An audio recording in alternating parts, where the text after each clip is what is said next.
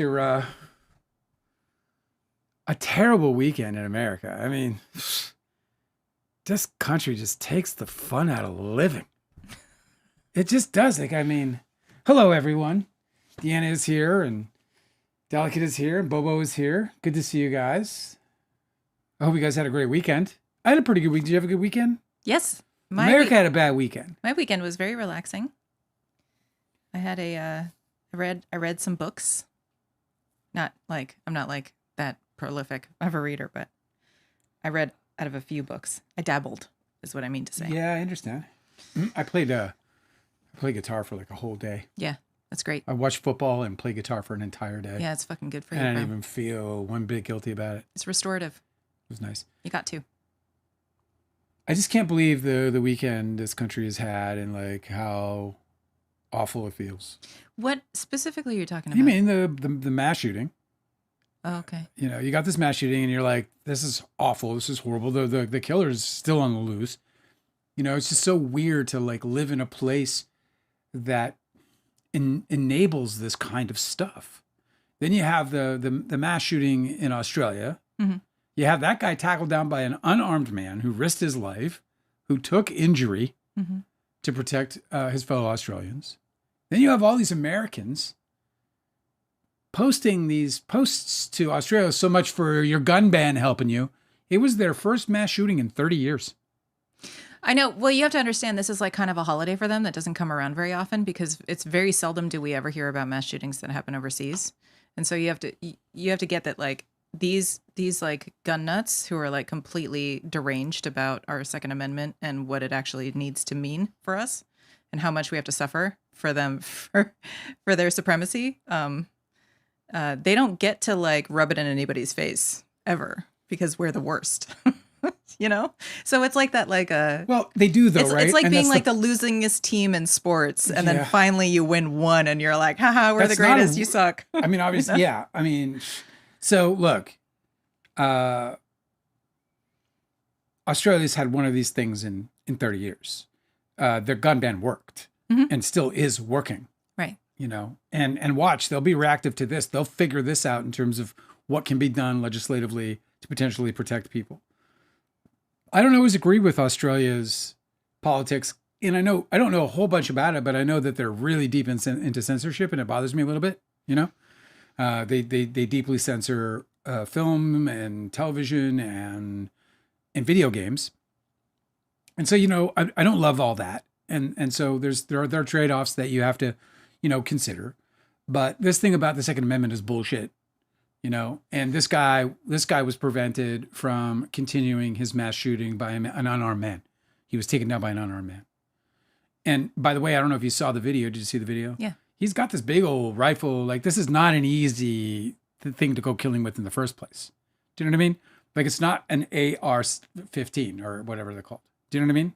It's not like, you know, these big clip. It seemed like what they were doing. Semi-automatic. I know. It seemed like what they were doing was they got the weapon for their plan, which was to be far away from the crowd they were targeting. Well, they don't have access to much else. It's so just, what I mean is pretty like, much rifles is what so you when get. the guy tackled him, he couldn't defend himself in close quarters, you know, because he doesn't have that kind of firearm on him. Correct. Yeah. Yeah. So he you know, but that's also a part of the like in America, you know, a guy like that shooter could have multiple weapons on him at one time for all combat scenarios, you know, close combat, sniper combat, you know, long range, medium range, whatever. Deanne is saying New Zealand's last mass shooting was 2019, 51 people. It's also had anti-immigration shitty posts from the US. This is the thing too. A lot of these accounts that are really like grinding on these people, you know, these victims. Yeah. Did you see that Twitter turned on like location feature? Where you can see like some of the most like rabid American right-wing accounts are actually overseas. Yeah, we know this. I mean, we know we're just getting wildly manipulated. I know. It's so crazy. Like life is just extremely difficult and hard to deal with some days because it's just so filled with such, I mean, terrible, like, and the motives behind all of this stuff is just like money and greed, which leads to another kind of sad thing for us as creators, and then for the people who want to do things that contribute to our show and contribute to us keeping this thing going and all this other stuff. But I had to turn off super chats because of corporate fucking greed. I had to turn off super chats because what I learned as I tried to like process all this incredible generosity from you guys, which by the way was overwhelming to witness. Like, you didn't really see it happening as it's happening. And then you're like, oh, I got a notice from YouTube saying, hey, you've got funds you have to deal with. And I was like, oh, okay, yeah, that's right, I do. And I don't know, I have this weird shit that I got to deal with. That's like my, sort of PTSD in life over all this sort of stuff. So I was like, okay, I got to deal with this stuff. I know you don't like to do admin work. I mean, nobody does it's like not to about do it, but liking to do admin. You have like anxiety about I get anxiety, yeah. So anyway, so I was having that anxiety, but it's just stuff that's personal, whatever. So I just dealt with it. I'm like, I got to do my anxiety, and I jump in and I take care of the paperwork. And it's so funny because this is why I have anxiety. This is why I have this anxiety. Because I know that money is in the grips of the people who control me. Some authority. And some authority who's going to control my life and control my future. In this case, that's YouTube. Now, YouTube has a deal with it's a well-known reality that when you give things like super chats and these kinds of things, you get Google takes 30% and they give the creators 70%. And while that is a very high fee, to be sure, and I think most creators would agree too high a fee, especially when you're dealing with a company the size of Google and how they are entirely dependent, YouTube, on content creators and the work that we create. Regardless of whether you have 700 subscribers or 1 million subscribers, it's all the same. Right? Mm-hmm.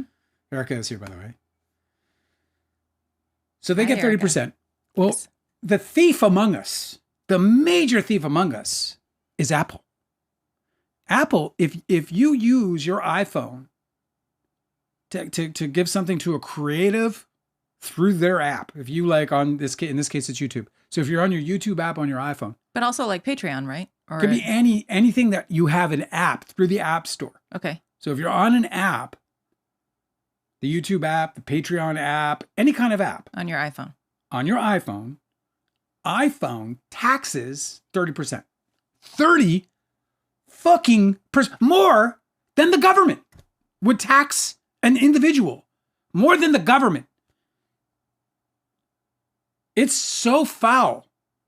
So here's the fucking trick of it all, right? So almost all of the contributions that come through YouTube are coming from on iOS devices. So Apple is literally taking 30% of creators' revenue for nothing. They don't provide anything. Scams all over the place. And to be sure, YouTube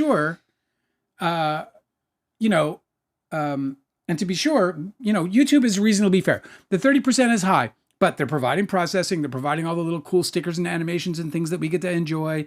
They give us the technology to be able to transmit that and put that onto the screen. I haven't incorporated that yet, but I had planned to, right? They're processing it. They're also doing all the taxes. They actually deduct taxes, which is just amazing. I mean, we're an LLC, but we're still getting taxed. It's just hilarious. It's just kind of wild. But here we are. So that means, when somebody gives a creator through their iPhone on YouTube a gift, $10, $6 is taken between two companies that have a combined valuation of $7 trillion.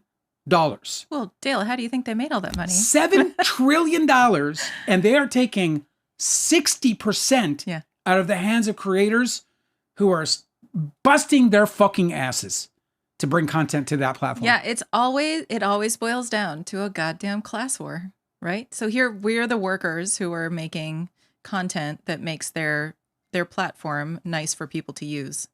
They offer this way for people to tip the workers, and of course, the platform, who's like the landlord or the overseer of all the workers, skims all of that off the top, Yeah.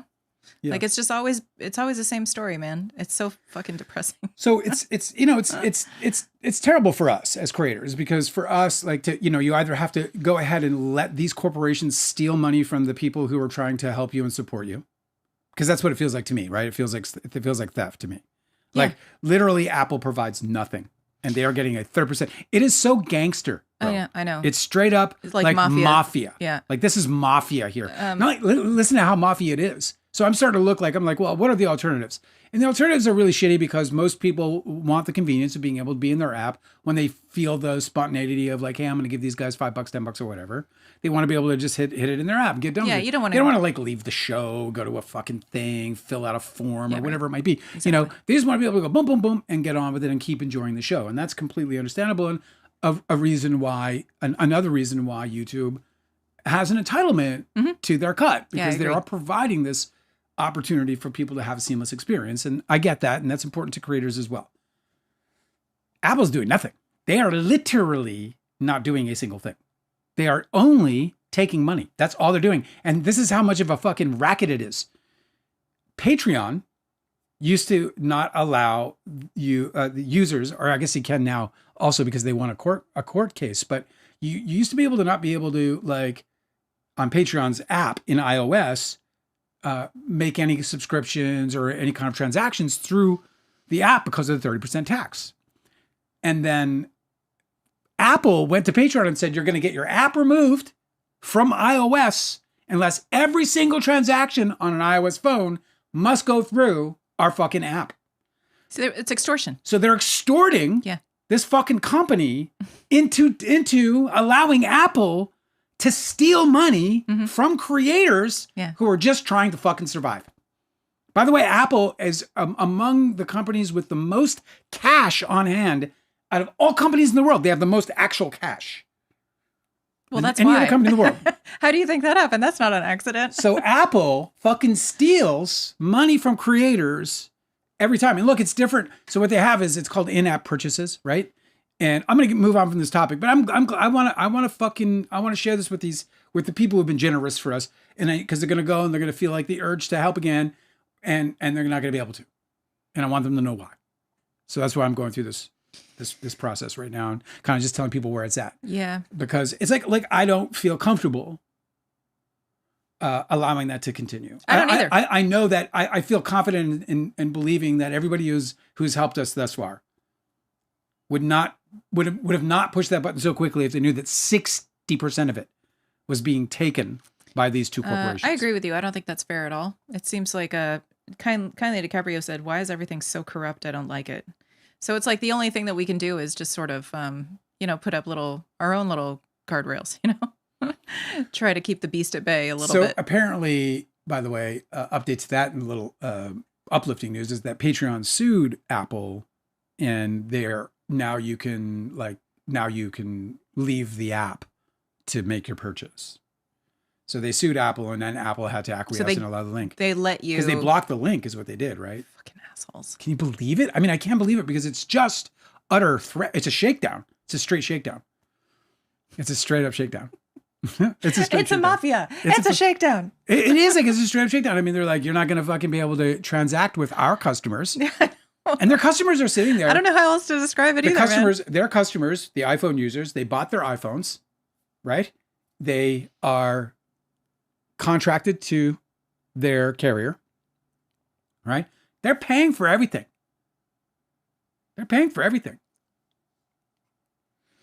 Imagine. Anyway. Quarter Fate said, "This is insane. I had no idea." It was the most disappointing thing I've ever come across, frankly. And look, I was on I spent a half a day on chats with Google. Because look, my argument to Google on this is, it's your responsibility to protect me as a creator for your platform. You can see this is predatory. You can see that Apple is stealing 30% of our funds, and you don't want to do anything about it because you don't want to miss out on your 30%. Mm-hmm. You don't want to let go of your 30% in order to stop them from doing it, because the statistics are alarming in terms of people who will just give up on the idea of giving money if they can't just do it through the app. Yeah, like people just abandon the idea. Phil Baumling is with us, catching up on two times speed. Dime Beth is with us too. Said, I think super chats might also help your algorithm too. Yeah, so that's the other thing is that they do. Like right now, we're completely, we have just our regulars and that's it. They're not. And I'm also talking shit because the algorithm recognizes when you talk shit about YouTube. So it does. Yeah. Well, maybe they should behave better. So it doesn't just, well, I mean, they don't care because they're just like, we just choke you out. This is the whole point. Well, so we are underfoot. But that's the thing is I don't mind sharing with YouTube a small cut, maybe not, maybe 30% is excessive. Hey, 30% is too much, but I'll pay it. We were gladly paying it. We were like, okay, that's fine. Not a problem. But, when it came down to us going and processing it, we were getting like 30% on the dollar, after taxes. Not anymore. So screw that. That's not fair. So we're back to being unmonetized, which is terrible for us. I mean, it's awful. I mean, it felt great to like move to that achievement. It was awesome to see how much value we were bringing to some people. That was amazing. Mm-hmm. Like I mean, you feel it. And, but when you see people actually like kind of go out of their way like that, it's overwhelming. It's also a fun thing that happens in the chat. I mean, it's exciting, I think, for people to see. I remember when there was an anonymous person who came and dropped 100 pounds on us. 100 pounds, Angela, we got like $35 from that. It's like $130 American. We got 35. They paid all these taxes. They claimed all this shit. So this guy came. I'm saying a guy, I don't know who he is. I got an anonymous email from that person, by the way. And I told this to Google. This is, talk about heartbreaking. I'm on with YouTube and I'm like, listen, a couple weeks ago, a guy came around, anonymously dropped 100 British pounds, which is almost $150 American, on the channel. And then I got an email anonymously through the app, through my Shopify store, right? And that person, and it was the same person was in the UK, and they said, hey, I just want you to know that I read your book and I found it so incredibly inspiring that it's changing everything for me. I'm writing, I'm inspired, and I just wanted you to know it and I wanted you to feel it. So that's why I gave you that super chat, and I just wanted to give you that heads up. That's so sweet. Yeah, well, 75% of that money was taken away by corporations and by governments. And so the guy, the person on your tech support, chat was like, "Oh yeah, man, that sucks." Anyway. Well, right? It was interesting. I mean, they know what's up. I mean, they obviously deal with this constantly. There's no way I'm the first guy to go to support and go, "Hey, excuse me, but we're supposed to be getting a 70-30 split, and I see about 30% coming to me at this point. Can you explain how that worked?" Yeah, I wonder if there's like a class action lawsuit or something's going to pop on this one. I don't think there's any doubt, because the amount of millions and millions and millions and millions of dollars that these. So the estimation is upwards of $1 billion in super chats a year going down. So that's hundreds of millions of dollars that potentially that Apple is pilfering off of these creators, and they're not doing anything. Like if Apple provided any kind of service for that money, yeah, like I'd be like, okay, that's cool. Do you know what I'm saying? Nothing like that. Mm-hmm. Anyway, so our super chats are suspended for the time being. We'll probably turn them back on when we go live for the trial, because if we're pulling down numbers, because then it becomes more of like, people dropping like $5 here and there for questions, and it helps kind of organize the chat in a lot of ways. So we'll probably just incorporate it for that reason alone, to prioritize some of the chats. Also, by then, I'm hoping that there's an alternative that you can use that just sidesteps this whole thing, right? Like, well, so it's so pervasive. There's a bunch of like streamers that use alternative services. Yeah, the problem is that it's pervasive with iOS. So like I was like, oh, we'll look up Discord, because Discord has membership and they charge 10%, very reasonable. There are all these other places, Patreon and everything else. Well, iOS taxes everything across the board. You just tax it all. Mm-hmm. So we're going to figure out an alternative. Until we do, though, we're just going to come back and just keep doing the love that we do. And we know you guys are fucking loving on us just the same. And, we just don't get the fancy party in the chat. And, look, and, it was disappointing for us because obviously, we have expenses. We this is not free for us to do. So it was like, wow, like we're almost break even here in terms of our nut, if you will. So, but so be it, whatever, man. We had a bigger plan for this thing than super chats. And so we're just going to keep working on that. And, yep. Keep this party going as long as we can. Thank you for everything. I'm sorry that we got to turn off something that I was definitely enjoying, not just because it was financially beneficial, but just fun. So it just sucks that they have to piss all over everybody's party, but so be it. Are you pissed missing on my party, man. I'm surprised that people are so cool with it. Like because people just don't turn them off. And I went in and I did all this research. You know what creators are saying? It's the saddest thing, bro. Because I feel for them, but they're like, well, 30% is better than no percent. And for me, I'd rather starve, man. I'd rather just starve because I'll tell you why. Because I think too much sadly, about, I look at their end. Exactly. I'm looking at the people spending the money. I think too much about the other side. Yeah. Of it, yeah.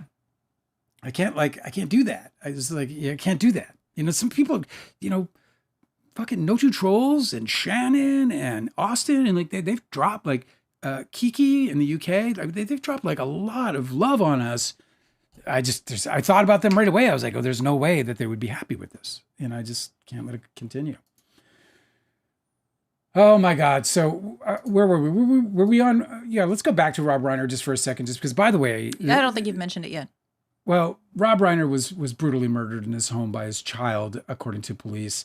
His son of 32 years old, by the name of Nick, killed both him and wife Michelle, mother Michelle. According to TMZ, in a gruesome headline, it was a slashing of the neck for both victims. There may be multiple wounds. But I thought that was very strange that TMZ is not holding back at all with their really, really gory, gruesome headlines. Gory, calling slit throat and it's just really fucked nasty. Up. I don't understand why they can't.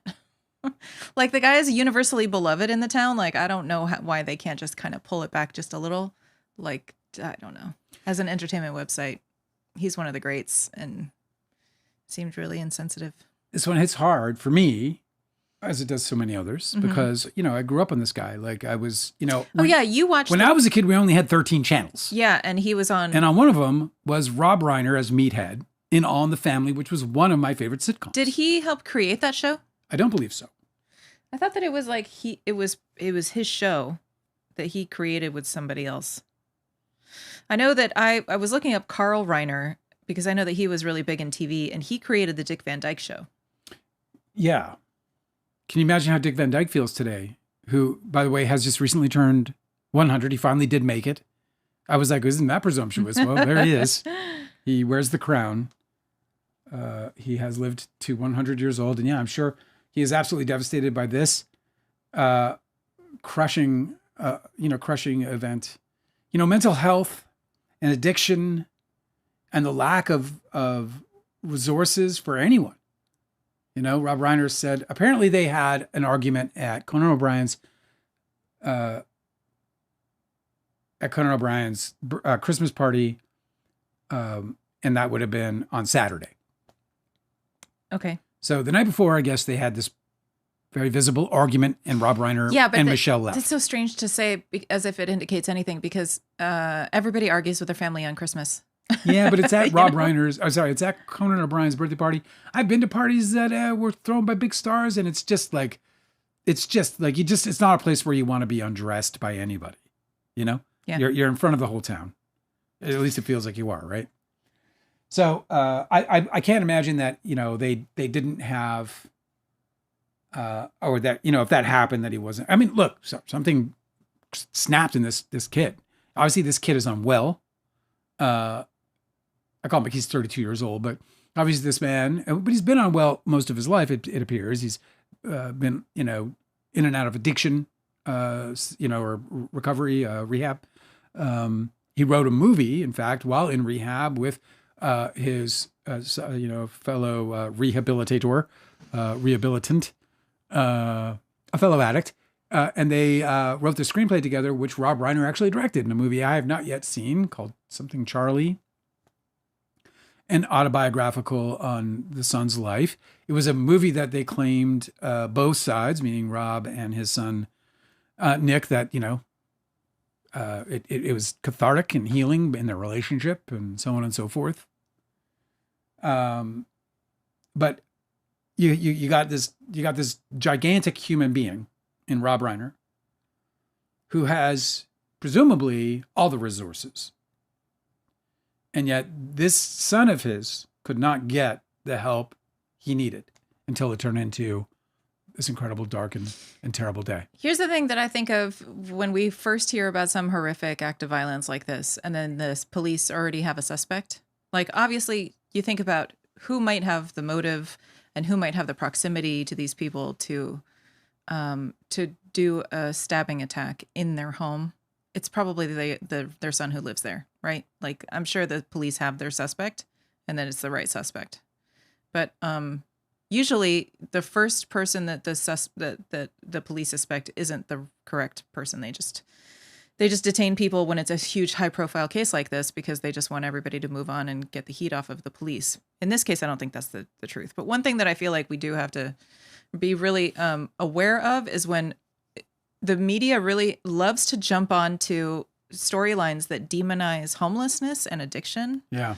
And it doesn't necessarily have anything to do with this situation. Yeah. Especially if the person has achieved recovery, which apparently has been the story, or somebody struggling with homelessness does not indicate that they'll become violent, you know? I just feel like it's impossible not to correlate the two in a situation where there is evidence of a mental breakdown. So if you're sitting there and you're looking at him, you know, for a son to take the lives of his parents in such a brutal way. Yes, I know, but what I'm saying is there's a lot of people who commit acts of violence, even to their own family members, who have never been homeless and who have never been addicted. And that's not mentioned in those cases, right? They don't talk about that with those people. They talk about... I just don't know why it's just so... I feel like the media is really quick to punch down on people who are down on their luck, people who are struggling with addiction, or people who are experiencing homelessness. I don't know. So I just don't feel like I'm very skeptical of it being relevant to this story at all. And it seems to be like, it's like the feature in all the headlines was like, oh, look at how this kid was fucked up. Look at what he's capable of doing. So you think of any other person who's homeless or addicted and you're like, oh, maybe they're capable of doing that too. Like, I think that that's by design and it's creepy to me.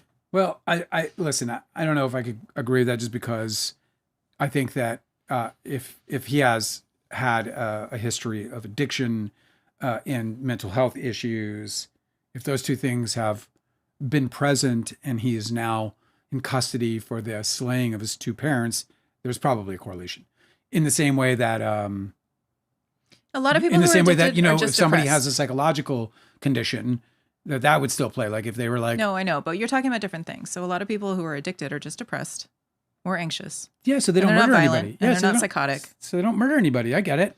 It feels a little icky to like combine put it in the same sentence like that, you know? I just think it's unavoidable. And I personally would keep it in the same sentence if I have no problem sharing that somebody might have a history that might support and to help us understand the action. But this is exactly the reason I'm pushing back.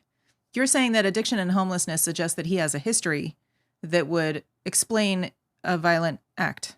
And I'm saying that's not what I'm saying. That's though, not Angela. a correlation. That's not what I'm saying. That's a correlation you're drawing. What I'm saying is that if this person had a troubled history and that culminated in this act, I've known many addicts through my life. I've known many people I've even known violent people who wouldn't resort to the kinds of things that we've just seen Rob Reiner or heard Rob Reiner's son has resorted to. So I think it's fairly clear that this kid has a psychological problem. If he has a psychological problem and on top of that, he's an addict, meaning he's feeding that psychological disability with drugs that are not going to help him potentially, then you have an explosive situation. It is the same as like saying like, okay, well, somebody, you know, maybe they're not alcoholics, but when they drank while they were on their whatever prescription drug, they black out or they drove into a ditch or whatever, you know, they're still up for, you know, their DUI or whatever damage they might have caused, even if it was this reaction between two chemicals in their body that created the event. Because I think that it's fairly obvious that this person, Nick, if in fact he is convicted of these killings, suffers from a deep psychological disorder of some kind, you know, a psychopathy or otherwise. And if it's not, and if he was an addict with a psychosis, he might have a terrible reaction. And here we go. Like people can live with these kinds of psychoses and not act on them. Do you know what I mean? This is why I feel like it's irrelevant. It obviously is so much more relevant that the guy's obviously like a fucking psycho who's capable of this extreme violence against both of his parents. Like the amount of labor that it takes to actually execute that kind of crime, like the amount of absolute like insane, like I don't know. Well, it's adrenaline, dude. He can lift cars. I bet you in that state. barbarism, right? Like just unbridled crazy, you know? It's just weird. I don't see any benefit to combining, like, that's obviously the story, that he in his past sometime didn't have a roof over his head or sometime did a drug that he got addicted to. I just feel like is irrelevant. That's how I feel about it. I saved these little tidbits about Rob Reiner to share. Would you like to hear any of them? Sure. I kind of wish I'd been able to start out with this because now I feel like we're in the weeds. So I don't know if people know why he's so beloved. So I just saved this guy, Dan Perlman, on Twitter. He was just talking about the singular talent of Rob Reiner to like span genres and also nail every single one that he dipped into. Yeah. Do you know what I mean? I do. I'm a big fan of the guy. Dan Perlman said Rob Reiner directed the best American rom-com, right? Which I agree with. Well, I think When Harry Met Sally is the best American romantic comedy. Okay. He also directed the best coming-of-age film, Stand By Me. He directed the best fantasy comedy, Princess Bride, which I think is true. And he directed the best mockumentary, This Is Spinal Tap. He might have invented it, really. I mean, I guess he didn't, but I mean, he popularized it, or that movie popularized it. What, mockumentaries? By the way, that was his debut. This Is Spinal Tap was his debut? That was his feature debut. I bet he had a fucking blast. He also directed the best courtroom drama showdown in A Few Good Men. I mean, it's as timeless as any will ever be. Yeah. Here's what's crazy about that. Like, just to add to that. So he did This Is Spinal Tap. That was his feature debut. Wait. Let me finish the list. And he also directed one of the very best psychological horror movies, Misery. Two of the best Stephen King adaptations, I think, were Rob Reiner films, for sure. For sure. So this was the run he had. 1984, This Is Spinal Tap. 1985, a movie I loved, by the way, and I should have brought up because I really did enjoy this movie, called The Sure Thing, which is with John Cusack. And I loved that movie. I didn't even know it was his. But that's like an 80s movie that when, I think Cosmic Urgency brought it up here. It's like 80s movies that you loved or whatever. The Sure Thing is a fucking dope movie. So I highly recommend it. We should watch it if you haven't seen it. It's a good time. I loved it as a kid. I mean, does it hold up today? I have no idea. Check out this run though. 1986, Stand By Me. 1987, The Princess Bride. 1989, When Harry Met Sally. 1990, Misery. 1990, A Few Good Men. That was the run that motherfucker went on. Like, he tore Hollywood up, bro. Mm-hmm. He tore Hollywood up. Like, if you're gonna be in or enjoy a Rob Reiner film, you just know you're gonna have a good time. He fucking it's gonna turn out great. Hollywood fucking movies for almost a decade. Owned them. So 2 of Stephen King's best film adaptations. And then he kind of fell off a cliff, frankly. But listen, Stephen King wrote today, he said, I'm horrified and saddened by the death of Rob Reiner and Michelle. Wonderful friend, political ally, and brilliant filmmaker, including 2 of mine. Rest in peace, Rob. You always stood by me. Isn't that sweet? Yeah, I almost made her cry. And another thing today that I learned was about his political activism. In this article in The Guardian, they said that Rob Reiner fought for marriage equality in California, and he co-founded the group that funded the legal challenge to Proposition 8, which was the ballot measure that was going to revoke gay marriage. Yeah, it was Prop 8. I remember it very much. He's also been very outspoken. He's like a regular on the news channels, talking shit about Trump, which is why Trump shouting just shouting about it. He's never been shy about it. And Donald Trump, of course, like, if you haven't heard, his response is the most depraved, the most like. There's never been a person. It is stunning in American politics, and this is a huge thing. Because we're talking Strom Thurmond, we're talking Newt Gingrich. Yeah. I mean, we're talking the most despicable humans that America has ever spouted out into their political system. And Donald Trump tops them all by a margin that can't, it's like you ever hear about that fucking, there's like one of our planets out there in our beautiful solar system where there's there's a mountain that's like, I don't know, whatever it is, like 400 times larger than Everest. Mm-hmm. This is the distance between Strom Thurmond. Don't shout. Look that fucker up. He's one of the worst human beings to breathe air in this country. And fucking Donald Trump. Donald Trump is the most despicable, deplorable pile of fucking shit in humanity. And by the way, he also rapes children. There's that. We just have never seen somebody who in American politics that was so like very obvious with their like he has the lowest character of any president whatsoever. Allegedly rapes children. You're right. Anyway, this guy they interviewed in the Guardian. They interviewed a veteran Democratic strategist who worked with former Vice President Kamala Harris. His name is Ace Smith, which is an incredible name for a political strategist. Ace Smith? Get Ace on the phone. Ace Smith. Ace Smith. Give me Ace. Anyway, he told the LA Times that Rob Reiner was, and here's his quote, a unique human being who really did make the leap between entertainment and politics. He said he really spent the time to understand policy really in its true depth and to make a huge impact in California. Yeah, he was one of the coolest human beings. He was like, you know, there's a couple guys who do that, but he is, I think, probably, one of the best at it. Whatever. I mean, I just love the guy. I grew up with him. You know, Meathead was the guy most identified with. Meathead was. So I'm too young for this because I didn't never watch that show. It was a family show, or not a family show. It was a family, like a family sitcom, right? It was like All in the Family. It was called All in the Family, and it starred Carol O'Connor as Archie Bunker. I forget her name as Edith Bunker. She's a fucking amazing actor. And then Rob Reiner, Sally Struthers, also. Do you know who that is? Mm-hmm. So he played the girlfriend.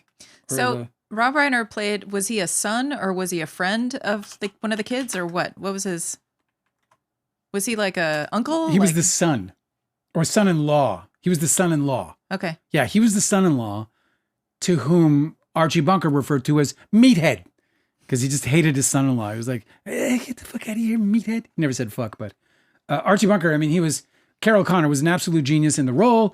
It's a very controversial series because Carol O'Connor played Archie Bunker, who was an absolute bona fide racist. There was a television series that was quite popular in the 70s and maybe the early 80s called The Jeffersons. And George Jefferson, a black man, was a character on All in the Family as the neighbor. And there was the racial tension between George Jefferson and Archie Bunker and so on and so forth. But anyway, so I knew him as Meathead. I loved him as Meathead. He was the most relatable character because he was this kind of outsider in this family who was, you know, kind of battered and beaten on the one hand, but also beloved. And there was just something entirely endearing about him. It's like, you know, we talk about on this live, we talk about sometimes nepotism. Yeah. Especially in Hollywood. And I've mentioned a few times where it worked out really well, like Michael Douglas. And I've never mentioned Rob Reiner. And I should have, because I think there's no better example of nepotism, you know, showing the power of nepotism, how it can be wonderful and beneficial. I was actually thinking about this today, about how shocking it must have been for him to have such a bad relationship with his son, Rob Reiner, with his son, that they were feuding, obviously, and then it ended like this, when he had such a bonded relationship with his own father. So Carl Reiner and Rob Reiner were like two peas in a pod. Right? Yeah. It must have been very, very strange for him to see that he couldn't do that with his kid. That's a great point. I mean, it's just when you first mentioned that earlier today, as we were kind of prepping, and I was just like, yeah, I can't even, it's just kind of a staggering thought to have had such a rich and deep, beautiful relationship with his father, whom he admired, and and who like, you know, by Rob Reiner's account, was a wonderful father to him. And then, you know, when you see Rob Reiner, you wonder how it's possible that he was anything other than, or did anything other than his best to be a good father to all three of his kids. I think he has 3 kids. 4. Thank you. 4. Nick, the suspect, has 2 siblings and a half sibling. I think he's now charged. Does that still make him a suspect? Yes. He's a suspect in custody. Yeah. Okay. $4 million bail. I can't believe he can get bail at all. Why would you? This guy just took 2 people's lives. You're like, you can get out if you have enough money. Well, they don't they can't prove it yet. So he's not. So he's just he's just been charged with a crime. But there are just some there are some crimes where the criminals maybe should, or where the alleged criminals. That's why it's set at $4 million. Should sit. So sit somebody tight. could pay it if they wanted to. Nobody's. I don't I think have no anybody's idea how going much money this kid has or what he's got that can be bonded. Yeah, right. Like homes That's true. and so on and so forth. But if he was like walking around, you imagine if you're a member of the Reiner family, and this guy like posts his own bail somehow. Fuck. So allegedly, according to these really gruesome TMZ articles, where they're sparing no detail. What? Just before I forget, Gene Stapleton. Who's that? That is Edith Bunker, a wonderful actor, great history, whatever. Okay. Gene Stapleton. I wanted to get that out. Thank you. Apparently, one of the authorities were suspicious because Nick had been missing. After the event. Yeah, like missing for several hours, but he lived there. Yeah. He lived in the guest house. I'm Erica wondering, just said- they questioned him for a long time before they actually arrested him, right? I wonder if that means he confessed. We'll see. Well, Dale and I watch a lot of. There's not going to be a trial here, I don't think. Dale and I watch a lot of true crime. I just think it's really fascinating, like forensics and investigation and stuff. I think that's really super fascinating. And one of the things that that happens again and again when you've got a suspect in a stabbing is that they can no longer hang on to their weapon because blood is slippery.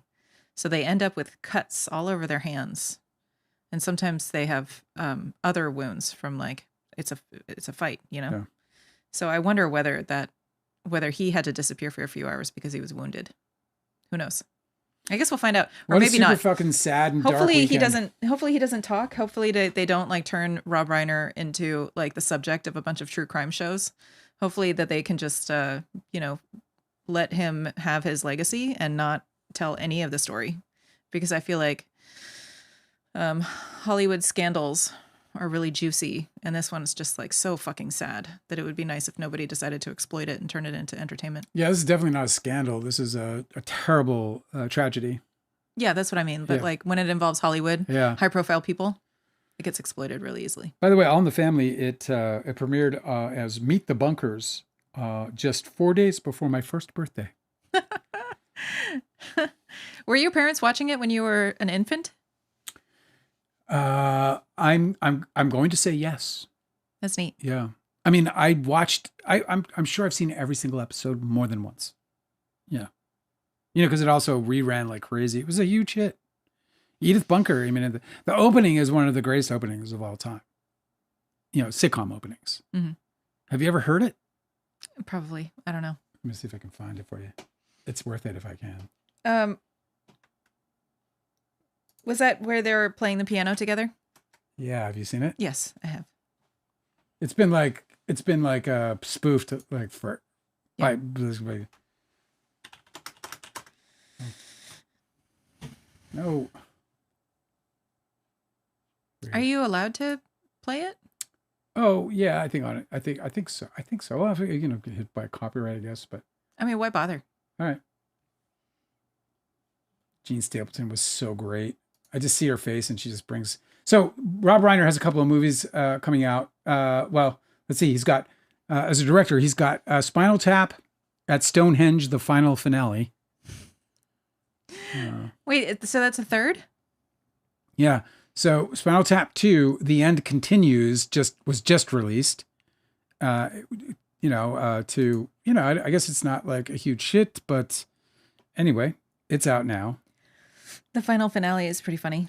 The final finale is hilarious, especially because it's the movie that comes after The End Continues. Spinal Tap 2, The End Continues. Spinal Tap was a breakthrough movie, obviously, but it's wild because he owned Castle Rock.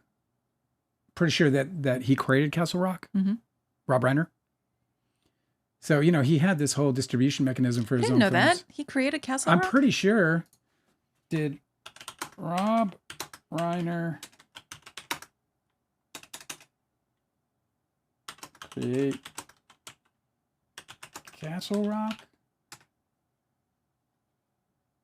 Yes, Rob Reiner was a key co-founder of Castle Rock Entertainment alongside Martin Schaefer, Andrew, all these other guys. Get Marty on the phone. It makes sense because his movies were not doing well financially. It's so funny too because I was looking up Carl Reiner. I was like, oh well, I think I've heard enough about this guy that I must know his work. And of course I did. I didn't know that that Carl Reiner, Rob Reiner's father, had directed like 4 of my favorite Steve Martin comedies. Oh really? Which ones? He did The Jerk. Yeah. He directed the titles are so funny. It just makes me chuckle just mentioning it. Dead Men Don't Wear Plaid. Yeah, I love that one. Did you see that one? Oh yeah, multiple times. What about The Man with Two Brains? Of course. I just think about like, you can't make movies like that anymore. Like nobody would ever fucking greenlight a movie called Dead Men Don't Wear Plaid. Like ever. They used to just be able to do anything in Hollywood and it was fucking great. Yeah, there was I mean, as before, Titanic and, well, really it was Star Wars and Jaws that changed it for everybody so deeply. Mescalero commented with a quote, "Goyles were goyles and men were men." Yeah. Girls are girls and men were men. Oh, man. It's just it's a heartbreaking situation. Really left me, it hit hard, man. Just shocking. It was last night, of course. I just laid down to go to bed. I hadn't seen it. I hadn't been on we were watching Succession. Oh my God, are we addicted to it? Oh my God. It's the greatest show. Oh my God. We're so late though. It's kind of I weird. don't care. I don't give a fuck. Everybody else knows it. I don't care.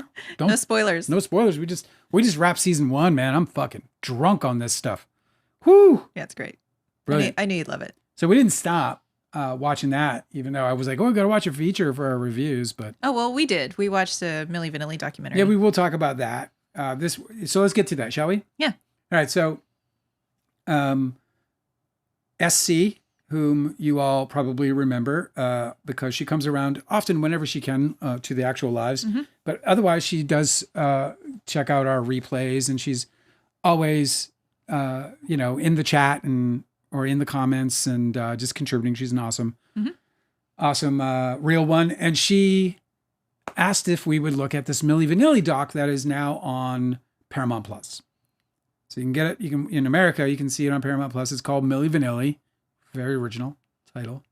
And it, of course, is a documentary about the infamous pop duo Milli Vanilli, who were caught lip syncing their records and were basically a fraud perpetrated by this big producer in London. This guy named... This big music executive. Yeah, this big music... I forget his name now.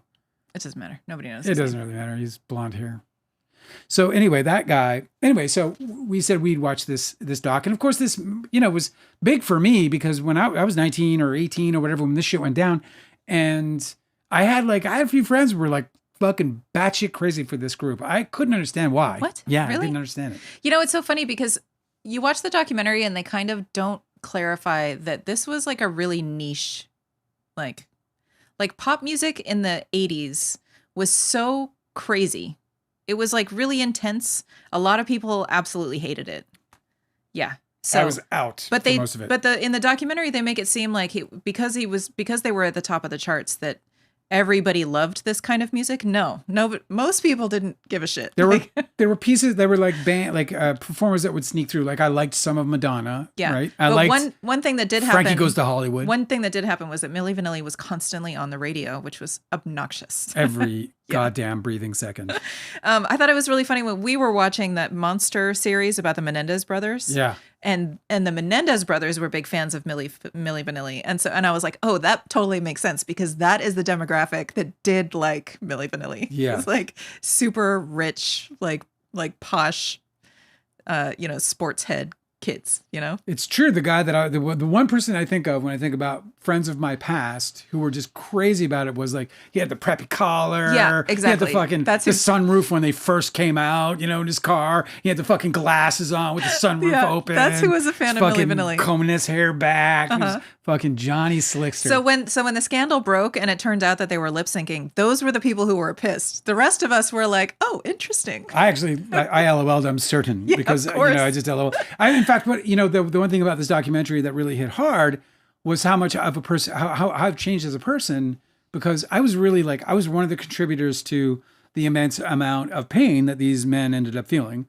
And of course, as the full story unfolds, you understand, the full structure behind this. It's clearly obvious that Millie and Vanilli, or Rob and Fab, as their birth names, as their real names are, that they were only just a very small part of a very big scam in pop music history, and one that'll never be repeated again. And it's so weird though, because you say one that'll never be repeated again, because if it happened today, nobody would give a shit. This is the thing, is like, I don't know why they had, the whole time that I'm watching this documentary, and I remember that the documentary is excellent. It's a very good depiction of the scandal, but I don't know why it was a scandal at all. If this had happened now, right? People were going to a concert of a band that sounded like that, and it turned out that they were lip syncing, everybody would be like, oh yeah, well, it doesn't matter because I'm here for the show. You know what I mean? For some reason, it destroyed these guys. Everybody thought that they were singing exactly like their album on the stage while they're dancing at like crazy cardio dances, but never once being out of breath. It's just like astonishing to me. Can't even hear them breathe. I can't believe that anybody was surprised by it, and also that anybody gave a shit. So it's also 1988 tech. Yeah. Do you know what I mean? It's not even like now, like the amount of digital compression that can go into every performer lip syncs vocals. Now. Well, maybe not everyone. You can EQ almost anything out of a vocal now. It's just crazy that it was ever a problem, and it ruined their lives. It's so well, it even took one of them. And so, look, it's a great documentary, I thought. Like, I'm so glad that I got to watch it. It was, on the one hand, it was nostalgic in sort of a sad way. But on the other hand, it was also a deeply fascinating story. And it's just, on a weekend where, America's ugly side came out in just droves, it just reminded me of how deeply controlled entertainment and media is, and how designed it is. I got a feed full of 80s metal band shit talking. It's all the metal bands are just all upset at each other. They're inner fighting. It's all being exposed now. Back in the day when you were watching metal, it was like there was a brotherhood to every band that you thought like. This is new? Yeah. So no, this is just my feed. I'm just getting a lot of these stories about all the fallouts between bandmates and band members. But I also get all this like really cool like junk food about shit that happened back then. And so this producer who produced Twisted Sister, by the way, I saw them open up for Iron Maiden. Yeah. There was a bunch of Christians protesting outside of Iron Maiden. Iron Maiden's drummer was a devout Christian. Devout. And there are all these Christians, I mean, devout at the time, like, prayed before every concert, and devout Christian. They're probably evangelicals. So the protesters are outside, and Dee Snider from Twisted Sister, he says, he's on the stage there, and he goes, this one's for the ones out, these are for the freaks outside, he said, or something like that. And he goes, you're gonna burn in hell. You're gonna burn in hell. Turns out that Dee Snider, the entire Twisted Sister band, they showed up in the studio. These producers brought them into a studio, and they couldn't play anything. They didn't know how to play instruments. But they just liked how they looked? They just fucking packaged this shit up, and they were like, you're going to be a band. Okay, it's just like a boy band. Like, they've been doing this forever. That's why I don't understand the scandal of it. I can't believe that everybody was so like up in arms.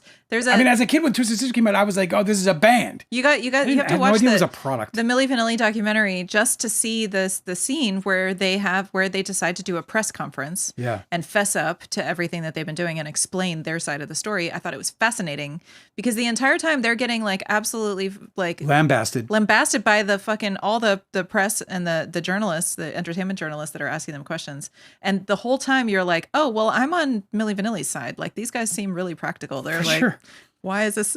Oh, they got dangled money. Yeah. Fucking women, he's like, I grew up drugs. A poor kid and these guys wanted to make me a star. I said, where do I sign? Exactly. They literally like just signed the papers. They're like, oh, no, reading? It's stupid. I'll just take whatever you're giving me. I just love it. Absolutely craziness. And so, man, I loved it. I'm going to give this documentary a solid 4. Yeah, me too. Solid 4 tiny pineapples. I think everyone who hasn't seen it should watch it. It's truly a deeply interesting, deeply sad look. As a person who got chewed up and spat out of Hollywood. Yeah. It hits hard for me. Like, it hits real hard. And of course, what these guys went through, I mean, they got both sides, right? They got to ride the crazy train, but then they got kicked off with a boot to the face. It is really interesting, though. I always think about that, the mythology of the Wheel of Fortune, when I hear stories like this. Yeah. That it's like the higher you climb the wheel, the farther you have to fall. Like, but the wheel is going to keep turning. So like these guys started out poor, and then the wheel turned all the way up to like mega massive fame, like global success. And then the wheel kept turning, and now they're like down in the fucking dumps. They got to start all over, And I just think like it's like the oldest story ever told, I feel like a person is really fortunate when they manage to just sort of like ride the slow waves, Like if you can have like a satisfying life, like that doesn't ever crest and doesn't ever valley, then you're good, Because the alternative is these people who have like, they experience massive fame and then a massive fall. It seems so damaging psychologically. I can't. It's not normal. I can't. Well, listen, I mean, I'll tell you this, so this isn't a spoiler, right? One of the members really takes the loss hard, and he can't replace the life that he had. And I didn't do a great job of this in my book. In my opinion, I didn't do a great job of it because like to capture this is difficult, but I'm going to try to explain it to you. I saw a life for myself and a pathway to it that felt absolute. I believed in a moment that my life had completely changed. And by completely changed, I mean that I felt a shift that changed everything and left everything behind me that was once, my present everyday situation. So the idea of being a salesman, for example, is the best example of all of what I'm trying to illustrate. So I was there, right? We're about to sign a 3-picture deal with Danny DeVito at Jersey Films. We had the biggest agency in the world representing our director, right? I was a capable writer and creator. I knew I could follow up Don's Plum in my heart and soul. I knew it. There was no doubt in my mind that I had a future that had to look at least similar to Kevin Smith's. At least similar to that, or Harmony Korine's. At least similar. So I had that, and I relied on that as my new reality when I knew things had changed and Harvey Weinstein was going to buy my fucking movie, right? When it came crashing down, I had to go get a job. And when I got in that job and I sat in it was a .com, and, we finished up in Denmark. It was a .com startup. And I was sitting in my cubicle. Man, it was like my spirit left me in a vacuum. Like, it wasn't soul crushing, soul sucking. It was soul homicide. Like I felt so empty that I spent 3 weeks in a commission only .com sales job, selling advertising on a new website, on a big, supposed to be the next thing kind of thing, I'm selling to lawyers directly. I spent 3 weeks on a straight commission gig, not earning a friggin' penny because I just couldn't get out of that terrible hollow feeling. It took my boss coming up to me after 3 weeks and going, you got to pull yourself together, buddy. Like, what are you going to do? Well, yeah, you're fucking traumatized. So then I ended up, recovering to the extent that I was able to at least function in another job. But it is so fucking, it's just the most, and as hard as it is to describe, it's just easy to see. Like, I could see, there's a picture of me and RD that is well publicized. It's on, it's in the documentary, where you're leaning on a refrigerator, where right? he and I are leaning. If you go look in our eyes, it's like a vintage fridge that's in a diner, right? No, it's at Maurice's Snack and Chat, a soul food place on Pico Boulevard that was kind of a little like famous amongst the locals place. But if you look in our eyes in that photograph, and there's a sadness and a deadness there that, well, I mean, it's just a completely, you can see that our spirit is dimmed, our spirit. Oh yeah, you can see it in your eyes. You guys are damaged for sure. And that's what I saw in especially Rob's eyes. It was, anyway, great documentary. Highly recommend it. Milli Vanilli, Paramount Plus. Both of us give it 4 tiny pineapples. Yeah. Check it out. It's totally worth it. Rock docs are just fucking awesome. This one doesn't disappoint in any way. Definitely not a happy story, but yeah, I love how it sort of transports you back to the 80s though. But you have to recognize that not everybody was into this kind of music or that kind of like dance scene or this kind of like it transports us back to the most absurd version of the 80s. Exactly. It's just like that impossible to existed, believe. but just it was like kind of on the fringes. It's why pop was so hard for me to ever accept. Yeah, because it was bonkers. There wasn't a Taylor Swift back then where somebody, like, because even though Madonna was who she was, right, the queen of pop, and there wasn't anything profound about her. No, of course, like you and I take all weekend, we would just like walk around the house going, quoting Milli Vanilli songs. Right. Like, or even her, like girl. a Virgin is not a profound song. No, listen. Or like a prayer. You're like, I'm in love, girl. I'm so in love, girl. I'm so in love, girl. Like, that's literally the fucking worst lyrics you've ever heard. And they were massive. Massive. Hilarious. It's amazing though how many people got like little holes in their heart from this thing, like the actual performers and, the sort of selling of the, man, I'll tell you, man, producers, man, they can be brutal human beings if they're, if they're super selfish, if they're not in it for the love. Yeah. Well, so who could have expected that the scandal would erupt like this though? Like who could have ever fucking expected them to care? Who cares if these guys are fucking lip syncing? Is the music good? Are they entertaining? Like that's all the producer cares about. He's like, yeah, I put together a fucking boy band. I care. I care. I mean, I don't want to be a fan of a fraud. I don't want to be by a fraud. I mean, yes, but is it a fraud? Yes. Or is it these guys? Yes, of course it is. Yes, of course it is. Yeah, you got to tell me you're lip syncing, man. Then you're actors. I'm a fan of music. Yeah, right. I'm a fan of musicians. Look, when you're a little kid, when you're a little kid and you're listening to Milli Vanilli, you don't give a fuck about the lyrics. Yeah, that's what I'm saying. All right? Yeah. Yeah, I know. You care about them, the performers, right? It's like, look, I was a little kid and you know what I loved? Wrestling. I loved wrestling. I watched it every fucking Saturday, whatever it was. I watched wrestling religiously until it broke that it was a fucking big fakery. Because the whole time I watched it, right, I believed everything was real. I know. So then that was it for me. I could not go back because it was like, why would I go back to that? What's so interesting about that is it's all about the contract you have with the person that you're with the crowd, the customer. The contract they had with me was that they were selling me a real thing and then it turned out to be fake and that was a betrayal and I couldn't continue. Yeah, their new product, everyone knew was just a show. Yeah.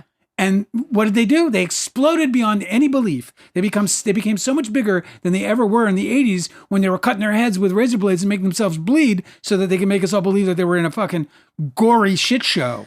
I want to say before we move on that this is really, it's like super helpful context when you see people of like my age and older who are like super upset about AI that steals art and like generates art and is like fake art, or people who like pass off papers or articles as if they're written by them, like they'll credit themselves, but it's written by a fucking computer model. Yeah. Because you and I and everybody that's older than us grew up in generations where you were like, no, if you say you're going to do something and you're not authentically doing it and you have somebody else doing it, it's fraud, They're like, it was super bad if you were saying that you were actually wrestling and it was all just choreographed moves. Like, no, we reject that completely. Or like you say that you're singing in a pop group and it's actually like pre-recorded and you guys are just actors. Like, no, I reject that.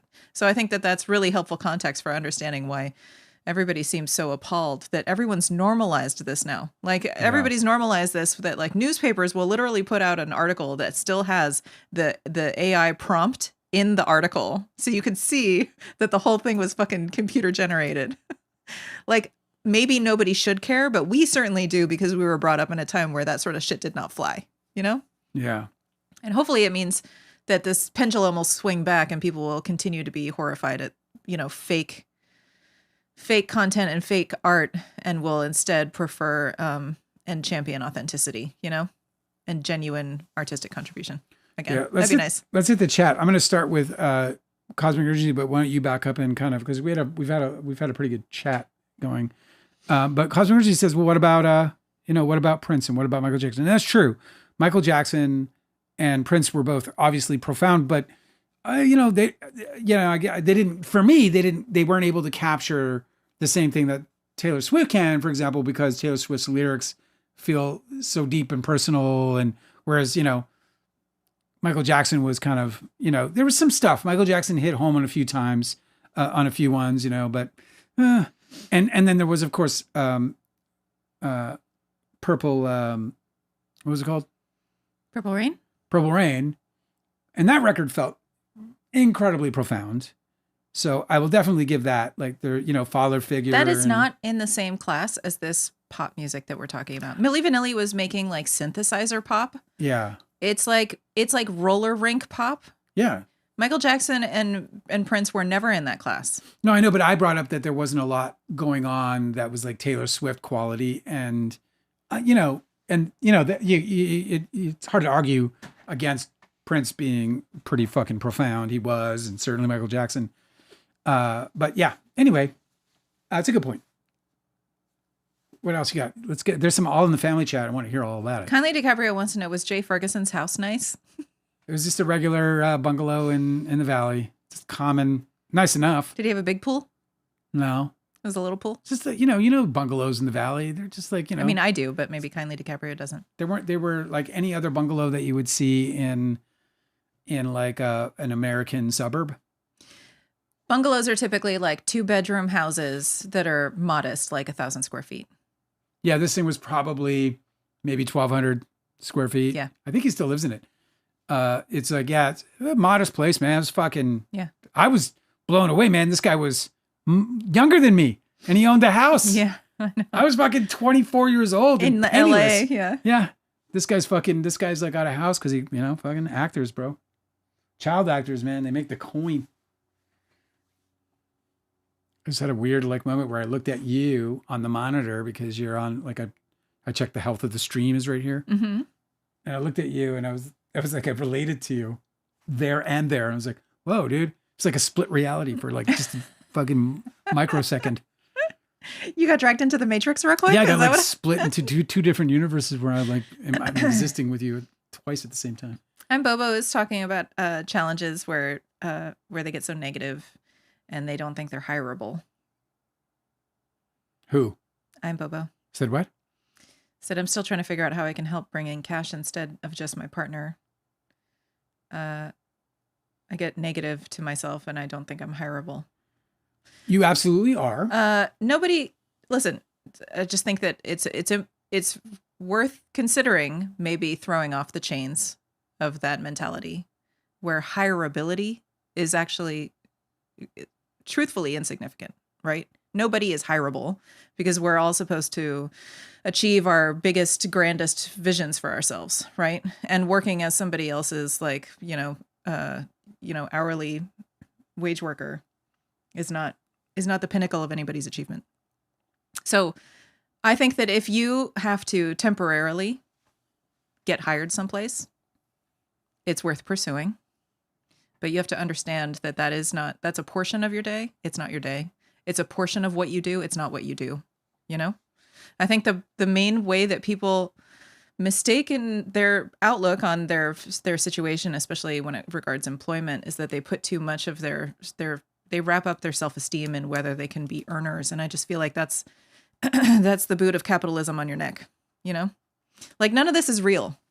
I think it's important everybody recognize this. Like none of what we do in modern society is actually real. Like it doesn't have to happen. Our economic system is like a scam spiral, Like hireability is not a concept that should ever matter to anybody.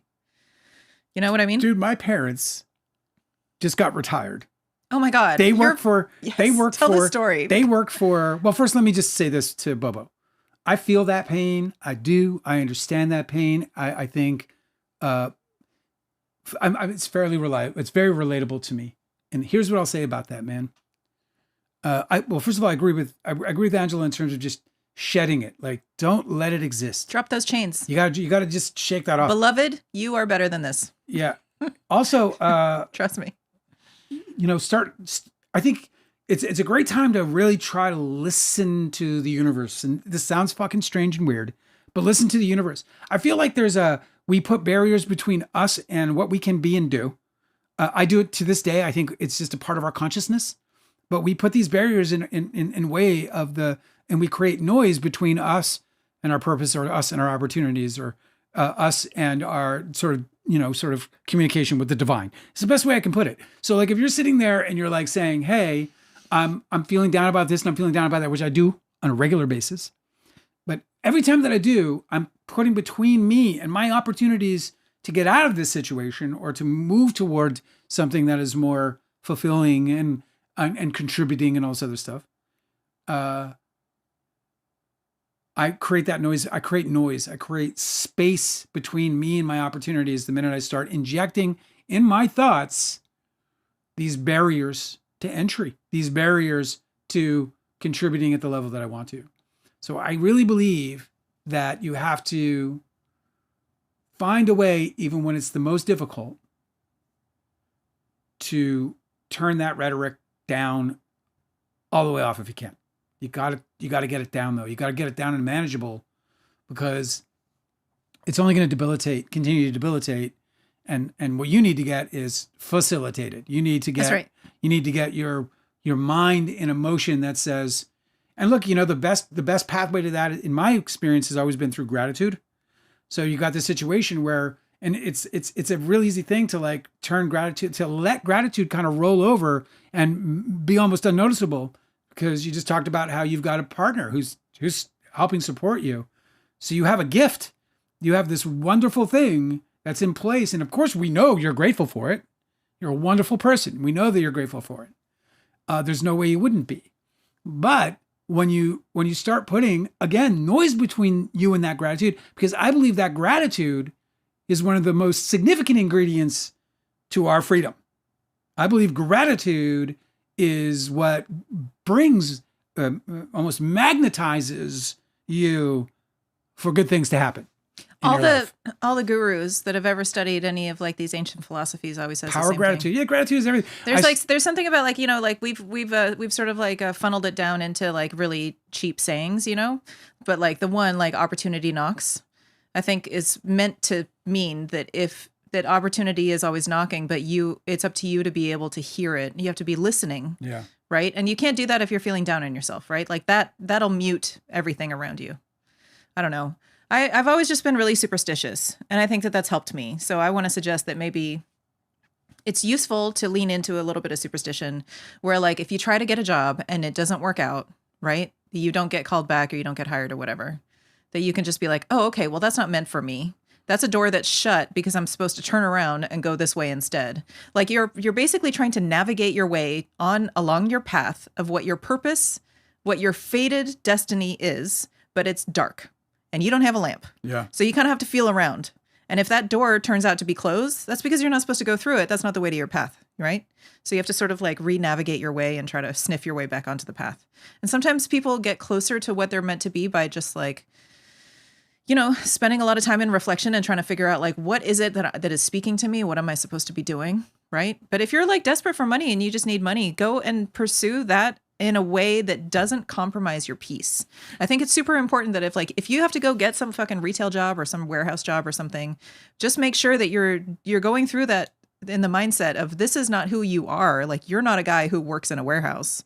You are visiting a warehouse sometimes so that you can make money so you can pursue your other shit and continue to find your way onto that path, What you did, something you did for me when I was feeling like not only just like down and battered and not able to provide for myself in the way that I've always wanted to, or not having the kinds of things in life that I feel like I should have at the age I am, and so on and so forth. Whenever I've gotten into those spaces, and I can still get into these spaces, I have even recently, and I still rely on this thing that you did, it was years ago, but I was really fucking like kind of battered up, and you knew, and you asked me about it, and I told you, and then you said to me, how come you're not okay with realizing how protected you are, and how like look around and like when have you ever like not had what you needed? So why are you worried about something that you don't have to worry about when if you think about it and you just look at your whole history, that you've had this with you the whole time. This And is I'm paraphrasing huge, man. you, but you just gave me this like this idea that I had a foundation that I was in my mind creating it as unstable, but you were like, dude, you're standing on concrete. You're acting like you're not on concrete, but you stand on concrete. And then you were wise enough to just be like, go back in your life and tell me when the last time you weren't on this concrete that you still stand on today. And again, I'm paraphrasing it the way you put it, but this is how it, this is what it translated into for me was like, oh fuck, I have a foundation here that is really strong. It's worth recognizing when you're approaching some difficulty from a foundational perspective of strength, right? Like that helps you. Like, I think if you understand, if you can like look around yourself and recognize like, oh, I am being cared for. Like I do have shelter and I am warm and I have like, basic, like, the Maslow's hierarchy of needs. It's that like the psychologist that developed this like pyramid. It looks kind of like a food pyramid where like the very bottom level is your very foundational needs that you need in order to ever climb that ladder to think about any Food, of your other shelter, needs. clothing. So it's like the super basics. Like basically your most fundamental thing is do you feel safe? And if you don't feel safe, you're not going to care about food or shelter or any of the other things. And then higher up, like there's building relationships. Like you have to have all those foundational things like settled and satisfied before you can build relationships. And above that, it's like, public image or, personal achievement or, any of these sorts of like higher pursuits. Okay. So I think if you recognize that you're coming from a place of like, oh, okay, well, I do have those bottom two levels of Maslow's hierarchy of needs. Like I'm cool. I'm set. Like I'm coming from a place of actual relative, like super good strength. I think it's just important to you have a place to launch. It's important to recognize like when you are supported, because it just makes it makes the boot on your neck smaller. When you're like, oh, I actually don't need as much as I thought I did. I don't have to engage in this like predatory system and get thrown through the meat grinder as much as I thought I did. Because it's let's move on. But because you're good to go. You just got to believe in it. You got your partner's there for you. And I mean, I know how difficult it is to trick yourself into believing that, that you're not capable, or trick yourself into believing that you're not lucky. I've gone through a lot of that in my life, but they're tricks we play on ourselves, at least to the extent that you can't stabilize. So anyway, we're all rooting for you. This is true. Damon Child said of Rob Reiner, his run of movies from Stand By Me to A Good Few Men is absolutely ridiculous. A Few Good Men, but A Good Few Men is... Did I say a Good Few Men? You did. No, Damon Child wrote it right. Oh, okay. A Few Good Men? Yeah. God. It's A Few Good Men. I said A Good Few Men. A Good Few Men. You should talk about like are you okay? Can you imagine if it was titled that? Like nobody would have seen it. Well, no, because it's evidently about like the elimination of the male species. The male of the species. You're like fucking oh my God. Killing all men. Anyway, the point is that Demon Child is saying something really, really awesome. His run of movies. Few men. This is like Stop it's it. like the perfect feminist like Freudian. That's right. That's exactly what it is. It's just a good few men is what we need. my what is it called? When people it's not misogyny, it's the other one that goes Misandry? Misandry, yeah, okay. What was this statement again? Because we got carried away. Demon Child said his run Rob Reiner's run of films from Stand By Me to A Few Good Men is absolutely ridiculous. It's insane. Demon Child said, I'll be moping in the key of D minor for a while. Yeah. That's a great way to put that. Yeah. It's so sad. Moping in the key of D minor. Deanne said that Trump's post about Rob Reiner's death, if true, is revolting. Oh, I read it. It's true. He defended. He doubled down on it. Did he really? Yeah. It didn't get deleted? He got asked. No, he was asked by they asked him. They say, we hear Republicans are saying you should be deleting this post, and he was like, I'm not going to delete anything. And then he created a syndrome. Yes, he did. So he said he had this syndrome. Trump derangement syndrome. Yeah. All the people with that syndrome turn out to be right after all. I don't know if you guys have noticed. I just can't wait till he's gone. Yeah, I know. All I do is wait every day. Every day I wait for the news. You want to hear some revolting posts? That he is fucking gone. Wait till that day. We'll see some revolting posts. I can't just wait. I just wait till I can't. Not from him though. I am waiting for the for the fucking the bells of Paris. Mm-hmm. All right, continue, please. D minor, the saddest note. Yeah. Well, D minor is a chord, but can you play it? a D minor, yeah. Yeah, on that guitar behind you. Well, it's not tuned. Oh, I just wanted to hear it. I have to restring it actually. I'm excited. I've been playing my Fender Strat lately, but I want to get back on this because I've been getting back into some jazz chords. Austin was saying that Rob Reiner's kid, Nick Reiner, apparently he got sent to one of those troubled teen camps in the wilderness. Yeah. And so that was what that's where he wrote the book, right? Or the screenplay. Yeah, so they had this conflict where apparently I learned a little bit about the interviews that they did about that movie because it was really autobiographical, but apparently Rob Reiner and his wife apologized to him because they didn't understand, like they said that if a specialist shows up with a bunch of degrees on their wall and they seem like a credible person and they said they're going to fix your kid, then you say, yeah, and you pay them and they send your kid away. But they don't know that they're sending them to a fucking torture camp. Because they're sitting there saying, tell me about your son's behavior. And then like, my son does this and my son does that. Well, that's a direct result of this and that.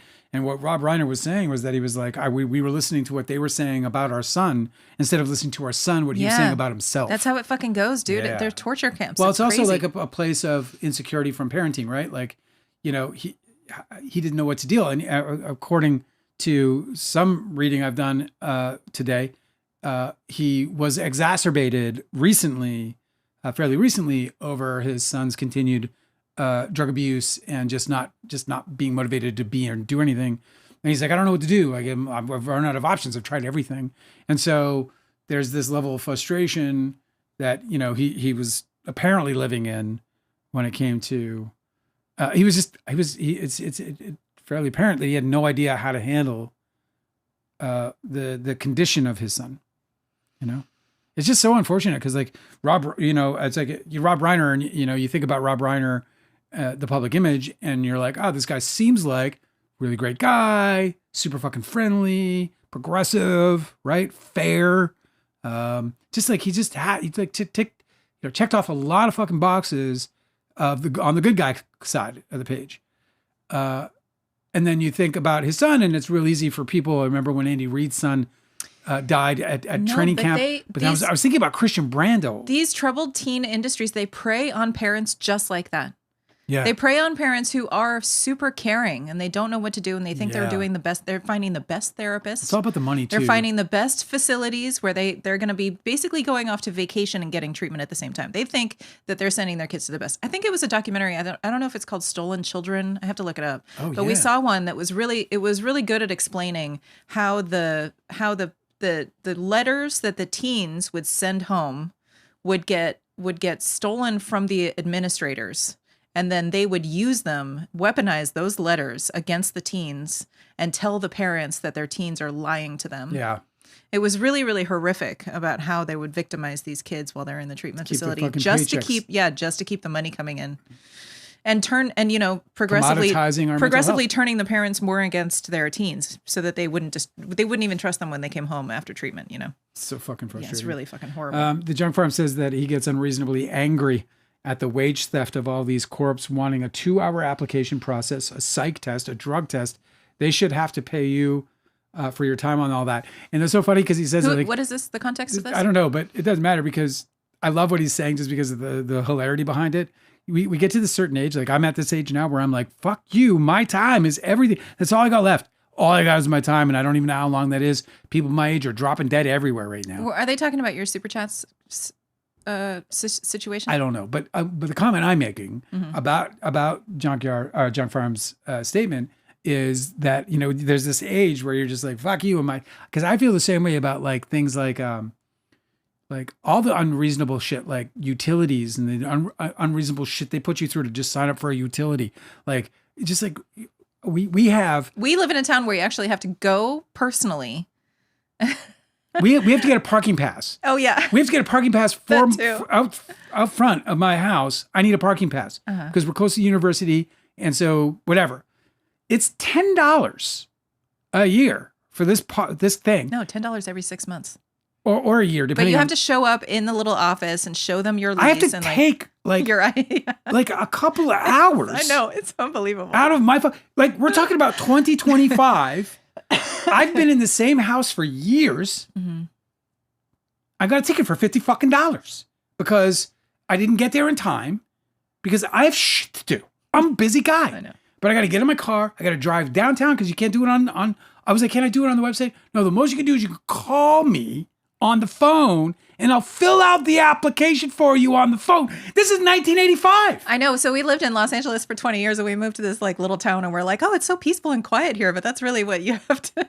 For a $10 thing. That's the trade-off. I got to pay $10, but they're taking 2 hours of my time. You have to go into a building and you have to talk to fucking Barbara, who's been like working behind the desk for 60 years and like, you know, get her to work her magic. I literally show up and I'm like, give you a pass. I got to press a button, you know, like a door, you know, you open the door. What are you here for? I'm here to get a parking pass. Oh, one moment. And then she just scuttles away and comes back with paper on a clipboard, and a pen and says, fill this out.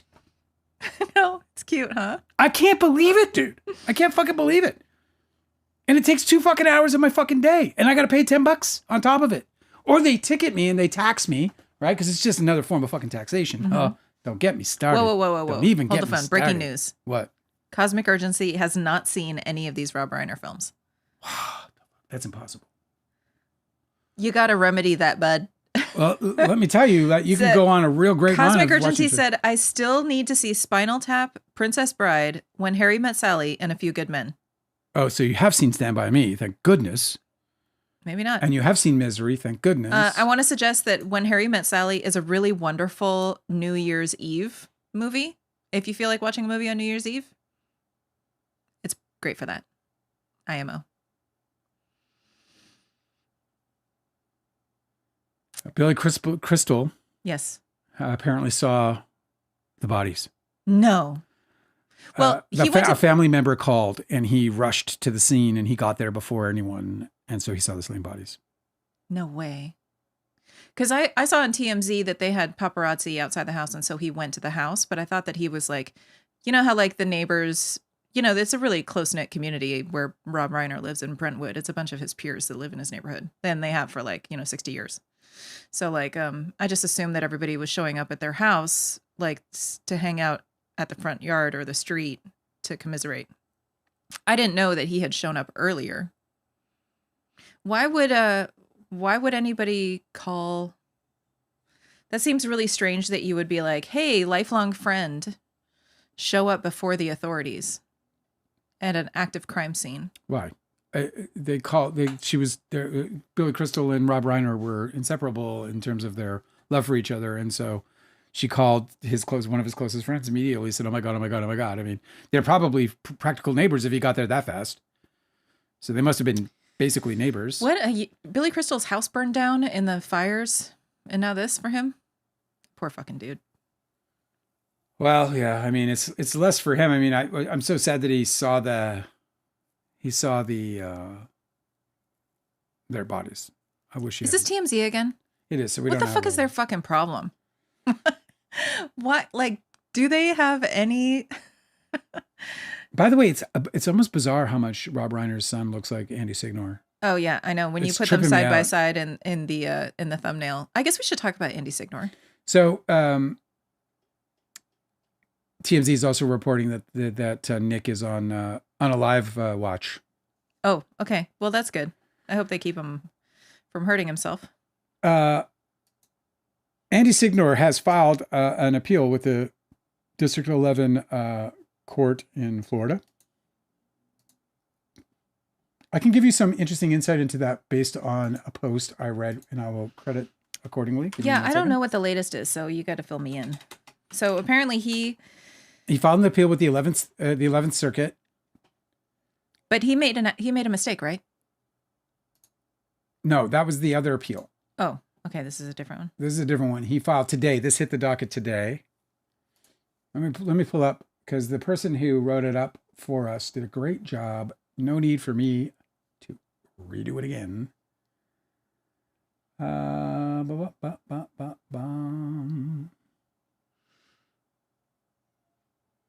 I'm going to step out 2 seconds. I'll be right back.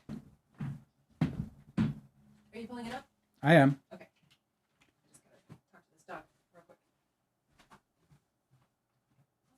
Angela will be right back, guys, as she just said. Give me 1 second. I am just pulling this up because for some reason I didn't have it in my saved. So I'll just take a second of your time, if you don't mind. Dude, people were just... It was kind of a tough day just in general with the channel because, like, I don't give a shit about comments, really, because, like, I've been getting beat up on the internet for a very long time. But some guys started attacking my age, and for whatever reason, I normally don't give a shit. But for whatever reason, it hit hard this time. Hit hard? Yeah, I have no idea why, but this guy was like... That's so useless. He was just like... He just made me feel like, what the fuck am I doing? Because he was like, oh, look at this fucking guy in his fucking 50s, you know, as a commentator. And I'm like, I'm a filmmaker and I'm a fucking writer. And I'm like, what am I doing, you know? It just hit hard, man. I was just like feeling bad about it. Well, and then I was like, well, you know what? doing all I'm those things. fucking having a good time with these people and I'm going to continue to do that until I can't. Also, when somebody makes a statement like that, it just it says so much more about them than it does about you. This is the Like, first obviously, time- if they have an issue with people who have gray in their beards, you know, then, you know, I was like, oh, well, if you've got such a problem with aging, let's hope that never happens to you, you know, because obviously it's a fucking privilege. Yeah.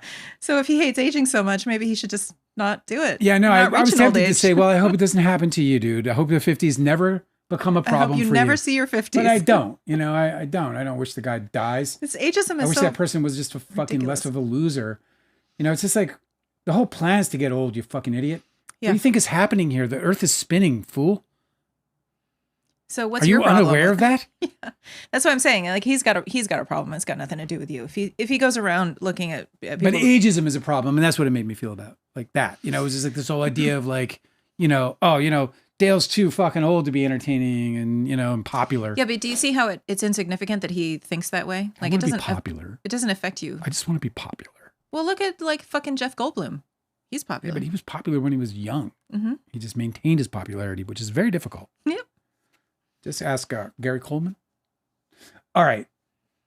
Docket 39, Popcorn Planet transmittal to the 11th Circuit Court. And this guy asked his friend who was a lawyer, and he set us up with some thoughts. Goes like this.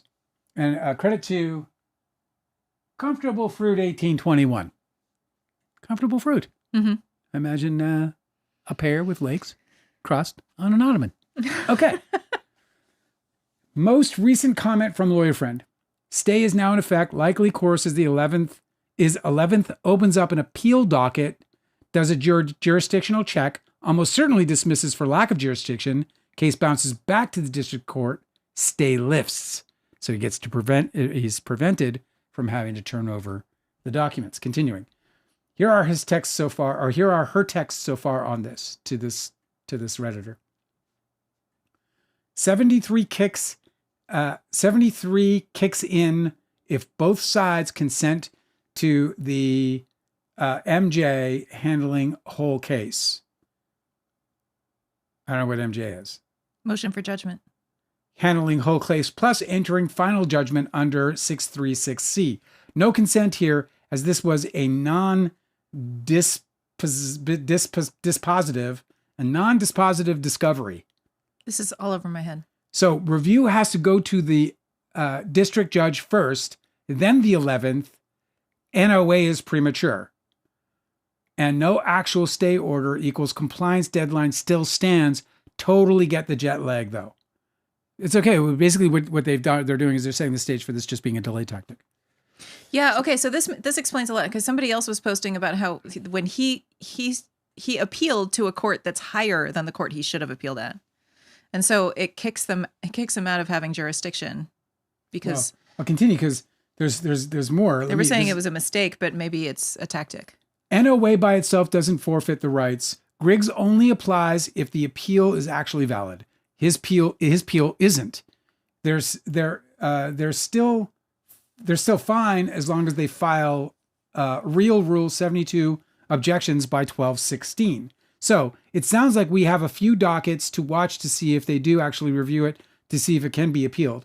Or they review it and see that there hasn't been a district judge ruling yet, so it gets kicked back to the district court. If that gets kicked back to the district court, then Popcorn Planet will get a new deadline because the stay will be lifted. So basically, what their lawyers are trying to do is prevent the turnover of these texts. Andy Signore is fucking hiding some shit. Remember, And it's a lot of effort to go remember through. what He's not even a party in the case. What the fuck? remember what the judge said after her in-camera review. That the texts between Popcorn Planet, Andy Signore, and the defendant strike at the heart of the matter. That's right. He's trying to hide texts that instruct him. This is my To smear Blake Lively. This is my take. Yeah. That instruct him to deliberately smear Blake Lively.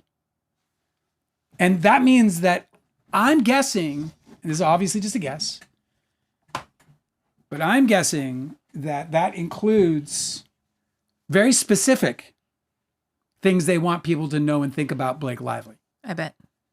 That correlates to video. That correlates to videos published. Right. Do you think we'll find out?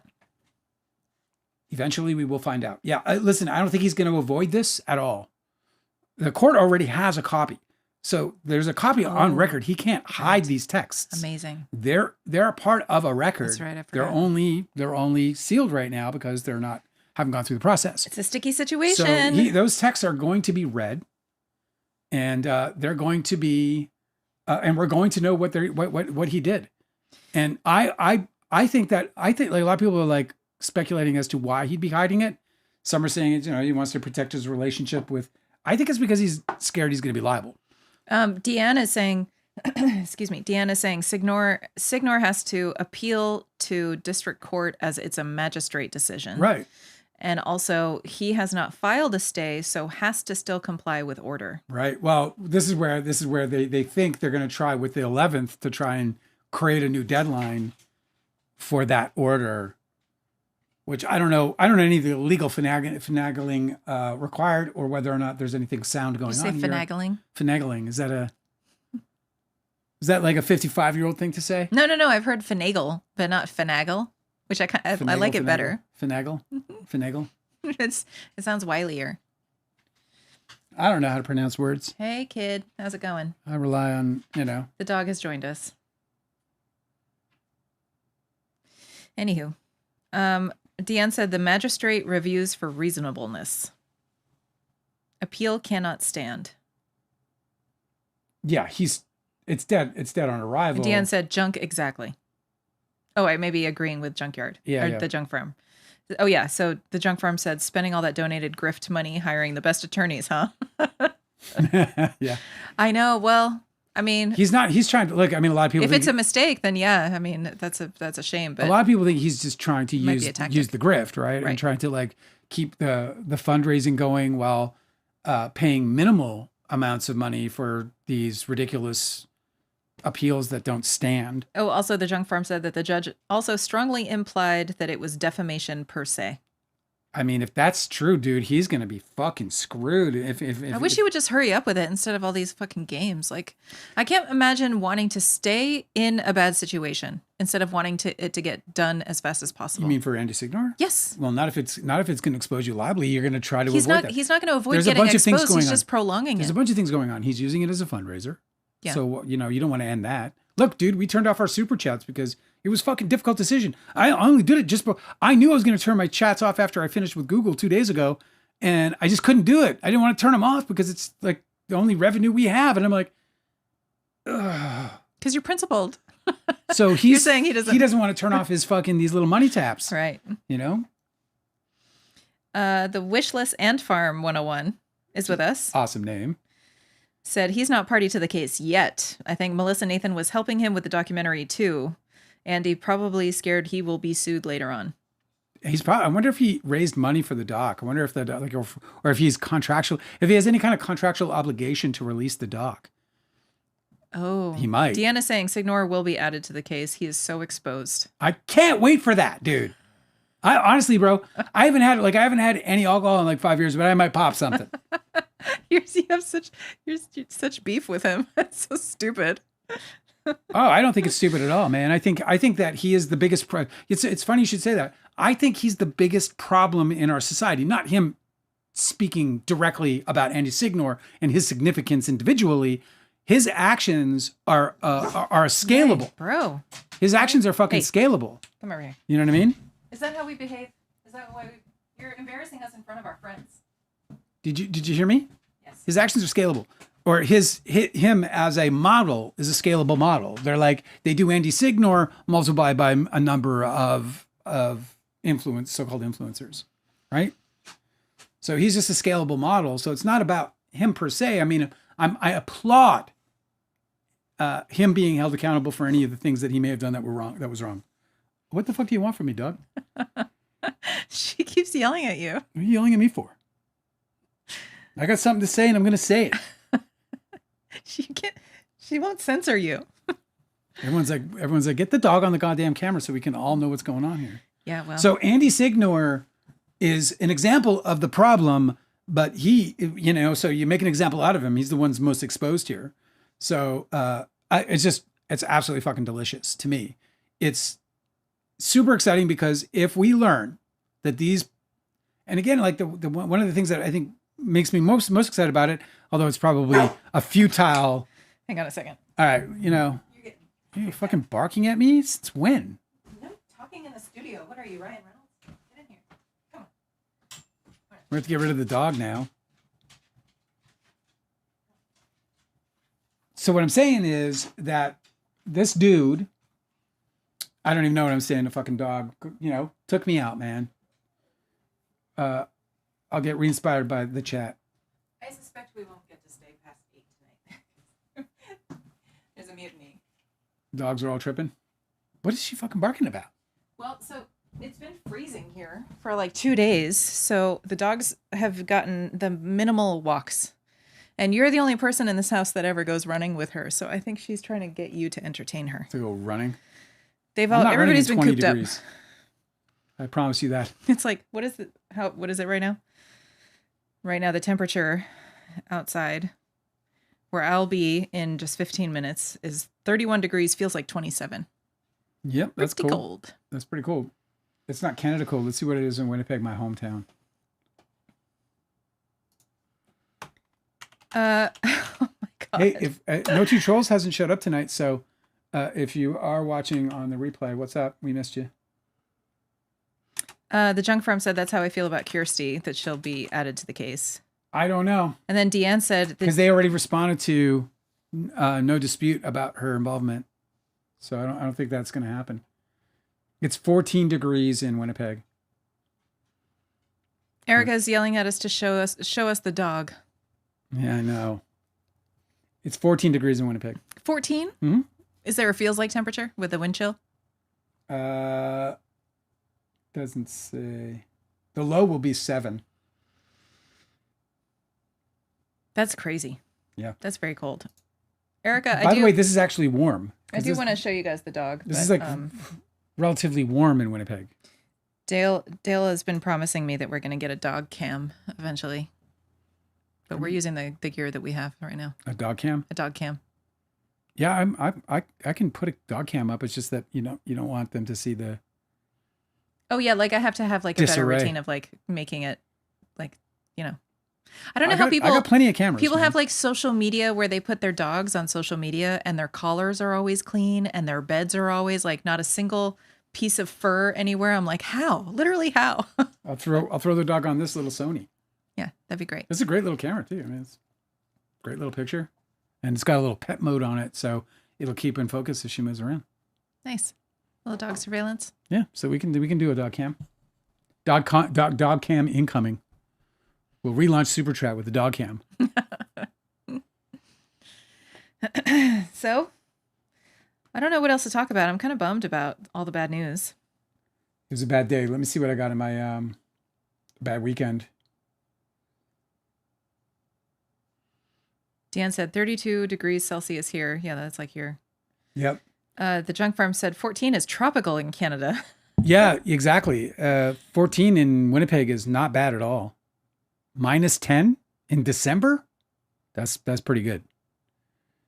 It gets to -20, -25, -30. That's fucking Yeah, I'm a little worried because January. January is usually the coldest month here in See what Georgia. happens. So we might freeze. It's all unpredictable. I got this little science study that's pretty interesting. Oh yeah, share it with me. In Psych Post, they say women are more inclined to maintain high conflict relationships if their partner displays benevolent sexism. New research sheds light on why some individuals choose to remain in romantic relationships characterized by high levels of conflict. The study published in the Journal of Applied Social Psychology suggests that benevolent sexism and anxious attachment styles may lead people to base their self-worth on relationship status, prompting them to utilize maladaptive strategies to maintain the partnership. Oh my God! So this further supports the idea that benevolent sexism is a manipulation. Is a manipulation. So this study is saying yes, people are successfully manipulated Correct. by these tactics. Exactly what Jamie Heath, yeah, as you know, what he was called out for. Yeah, what he was literally called out for by Jenny Slate. By Jenny Slate. And what he was also called out for on Man Enough podcast. Yes. And he was like corrected because he did it again. He like recommitted to it. And they were like, that is what we're talking about. Because he was like, wait a minute. I'm just saying women are better. Yeah, right. Wait a minute. I'm just saying we'd be better off if women did it. And poor Liz Plank is like, nobody's asking for that. We want to be treated as equals, you fucking moron. Romantic relationships are a fundamental component of daily life for many adults and are strongly linked to psychological well-being and physical health. Despite the benefits of healthy partnerships, many people find themselves unable or unwilling to exit relationships that are unfulfilling or fraught with frequent arguments. Psychological scientists have sought to understand that specific mechanism that motivates people to maintain their troubled relationships rather than ending them. And this study, which is spearheaded by Carrie Underwood, I don't know who that is, but if it's a very common name. I'm sure it's not the pop star Carrie Underwood. Because I turn her off, especially on Sunday Night Football. Focus specifically on the role of benevolent sexism in this dynamic. Benevolent sexism is a subtle form of sexism that subjectively views women positively, but frames them as fragile and in the need of men's protection and financial support. The researchers aim to determine if having a partner who endorses these views makes a person more likely to stay in a troubled union. And this is the quote: "Some people find it difficult to leave romantic relationships that are characterized by high levels of conflict. This is concerning given that romantic relationships are a central part of daily life for many individuals. We were particularly interested in whether people are more inclined to stay in conflicted relationships when their romantic partner is described as endorsing benevolent sexism, which is a subtle form of sexism that emphasizes independence and separate roles for women and men in heterosexual romantic relationships." Anyway, it's a really fascinating article. It's called Psych Post. Let me put it up in the live. Let me see here. There's so many things happening in the chat right now. I'm gonna post this article in what you call it. I think that's really interesting. It's also not surprising that manipulative tactics work to manipulate people. It's so interesting because this came up, like, obviously it comes up now. Like, it was just so great to see this. I'm a bit of a science nerd for my feed. I got a lot of science and archaeology it's and interesting shit. to see what's going on. I'm just a nerd for it. I love it. And, but also that somebody would more closely identify with, like, associate their self-esteem with being in a relationship when there's so much conflict in their relationship, and then they get love bombed with this benevolent sexism shit.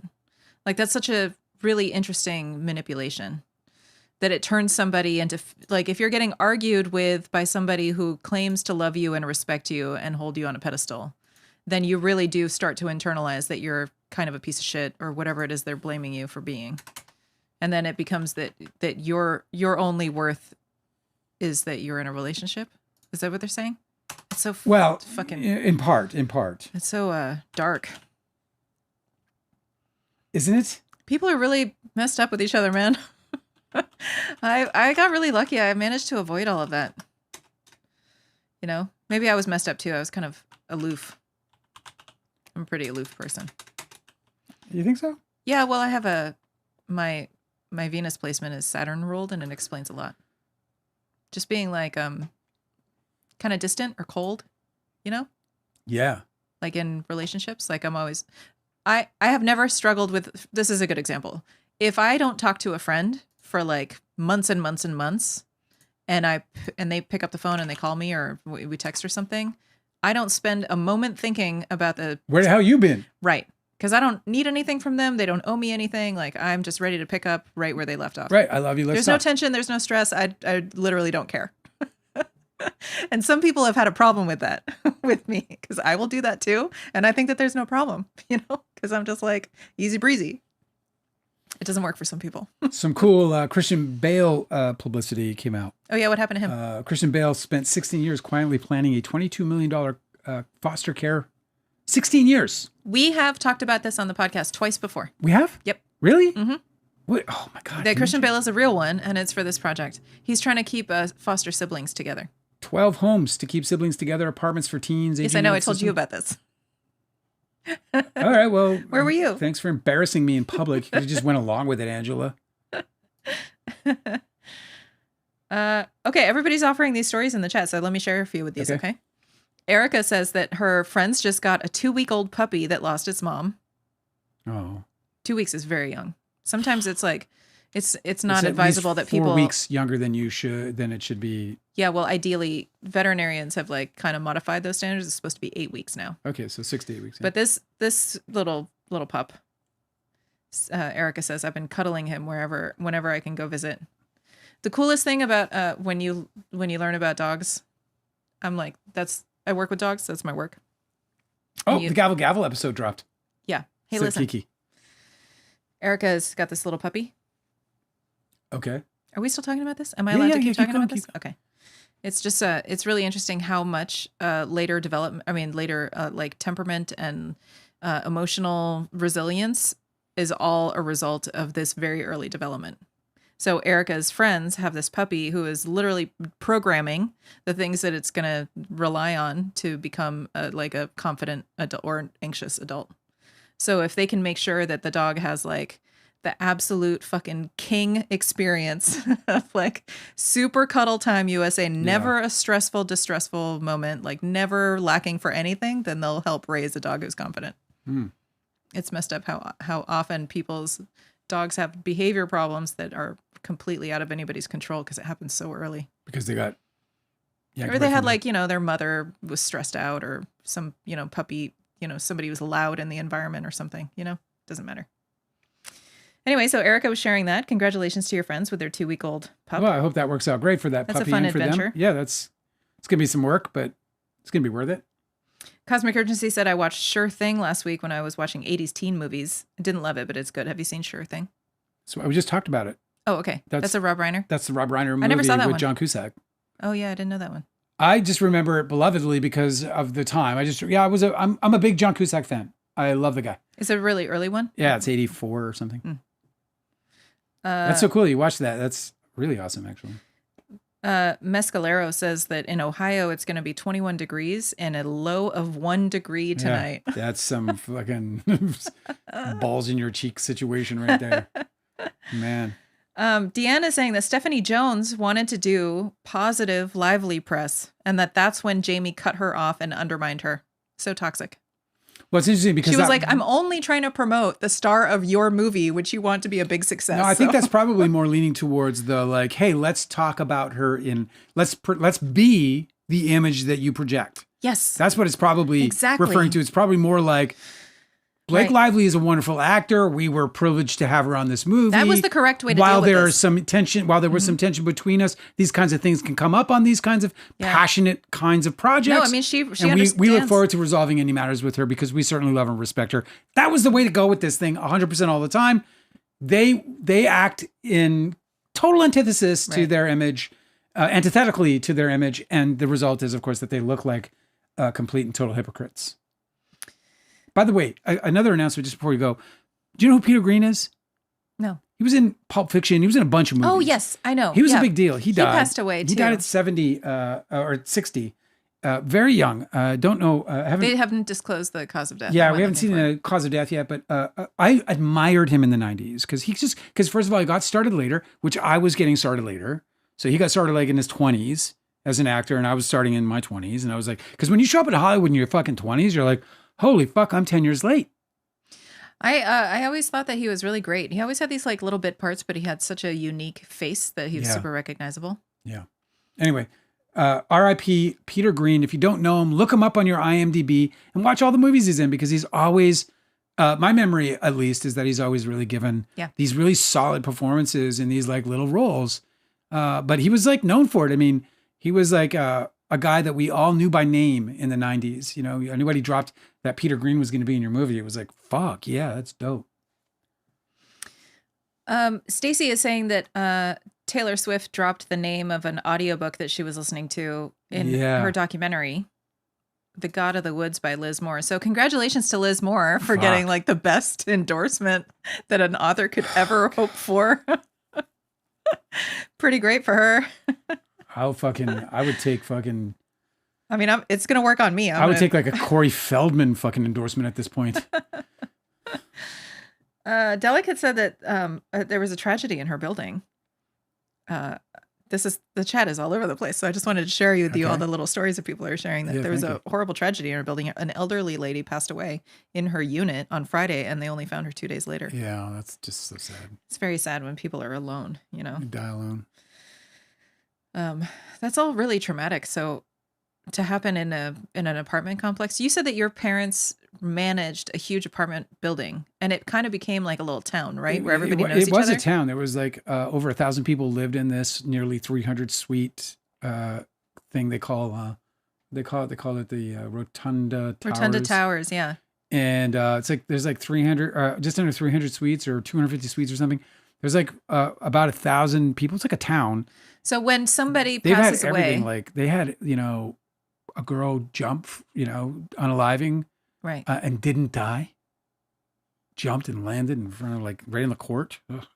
My parents had to fucking deal with that. That's like gnarly. Really, and then like super funny, like just absolutely crazy shit to like whatever. What? My question, is that if somebody passed away in that building, do they grieve together?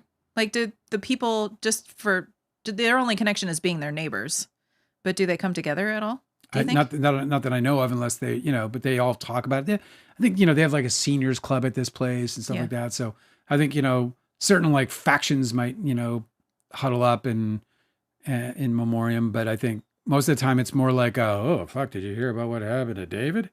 Fuck. He was in the middle of a beer. I always feel like who the fuck wants to die in the middle of a beer? Well, it is one of the best ways to go if you can, right? Finish your beer. Then you die. That's how it's supposed to go. There's no God. We've made like death and these sorts of like really traumatic events like kind of so taboo that people just kind of like squash it down and move on with their day. But I feel like that's really toxic. I feel like if something like that happens in your apartment building, you're all supposed to get together and like do something together.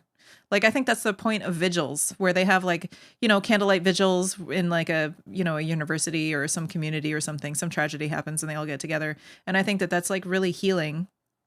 It might seem from an outside perspective as like kind of a big waste of time.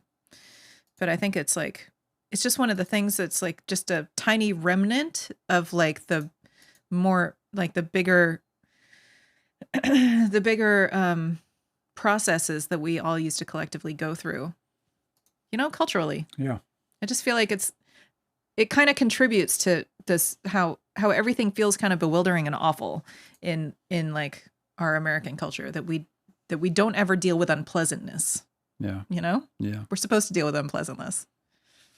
By the way, it's been revealed that Baldoni's spinal infection was the cause of experimental injections. Yes, apparently he posted on social media and since deleted it, but people have found it on the practitioner's social media that he did these experimental. He went to like Costa Rica or someplace. He traveled to some and got injections in his spine. Yeah, and that's, by the way, I think developed an infection. One of the leading causes of spinal infection is injections. It makes sense. You'd introduce a foreign body into your back, like maybe that's how infection happens. But apparently it's also Colleen Hoover's fault and Blake Lively's fault. No, I know. I've had a sore back here in the upper part of my back. Oh, and it's Colleen Hoover? Well, Blake Lively. But Colleen Hoover's a contributor, but it's mostly Blake Lively for sure. Okay, so Kiki says that the Gavel Gavel episode just dropped. Yeah. Oh, shit. I'm nervous. Is it just a new episode or is it the one that you did? Sounds like it's my episode. That's fun. Well, hopefully people will. Fuck, now I'm nervous. I was getting nervous and now I got sweaty fucking palms. I know, and we have to go because okay, the we're dogs gonna are go. The last thing I'm gonna say, though, I just want to point this out because this is my last thing I want to close with. Grok, is the artificial intelligence that is on Twitter. Yeah. And so this was this post, and I don't know what specifically they're talking about. Oh, I do. All the girls that died in that camp tragedy. Yes. Over the summer in Texas. So listen to this. So this person posts on Twitter. God damn, Grok just said, "Yep, Trump and Elon killed those girls." Grok's response: "Not my exact words, but close enough. Trump's NOAA cuts, pushed by Musk's Doge, slashed funding 30% and staff 17%, underestimating rainfall by 50% and delaying alerts.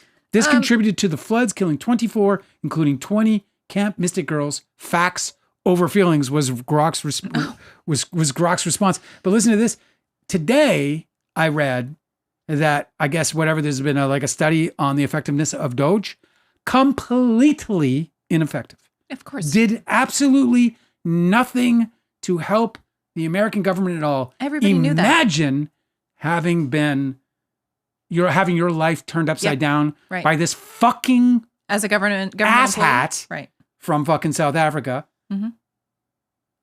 Comes into Nazi loving fucking asshat from fucking South Africa, rolls into your country, takes your job away for nothing. Mm-hmm. A spectacle. And not only that, but it ended up in the resulting in the deaths of not only these young women, but probably others as well. There were a lot of factors that the people that own the camp had been told very clearly not to build on that area of land. Yeah, those are there. And there also, are the local government didn't have a flood siren installed, even though they had been the people had voted for it to be paid for several election cycles, and they just kept kicking the can. So or going to dinner. Yeah, it was a lot of failures that resulted in that, and that's usually how we find out about these failures. It's because everybody's hiding. It's all a big conspiracy. Well, it is my episode. They're confirming. Oh, sweet. I am not going to listen to that. Why? I was there. But you're nervous? Yeah. I don't like listening to my shit at all. Fuck, man. You think there's a reason why I'm not posting videos every day? Because I open up my goddamn computer and I start cutting us and I'm like, ugh, they hate me. Aw. Yeah. You don't. Half the time. The other half, I'm like, oh, damn, I'm kind of entertaining. Make a joke or whatever. And I'm like, oh, that was fucking funny. I laughed. I'll show you. I'm like, look at this joke I made that I'm laughing at here. Yeah, see, that's the spirit. Self-congratulatorily speaking. Well, if any of you listen to that episode, please let me know what you think. I hope it went over well. I recall having a good time and enjoying their company. Yeah. So I hope that the episode is successful for them because I certainly want to be a good guest. But yeah, I'm not going to listen to that. And if you're going to listen to that, I would beg you to put on your headphones. I have to go. These dogs are going to. All right, guys, we got to fly. You guys are absolutely like wonderful. Kool-Aid man. So sorry for the weekend that we had.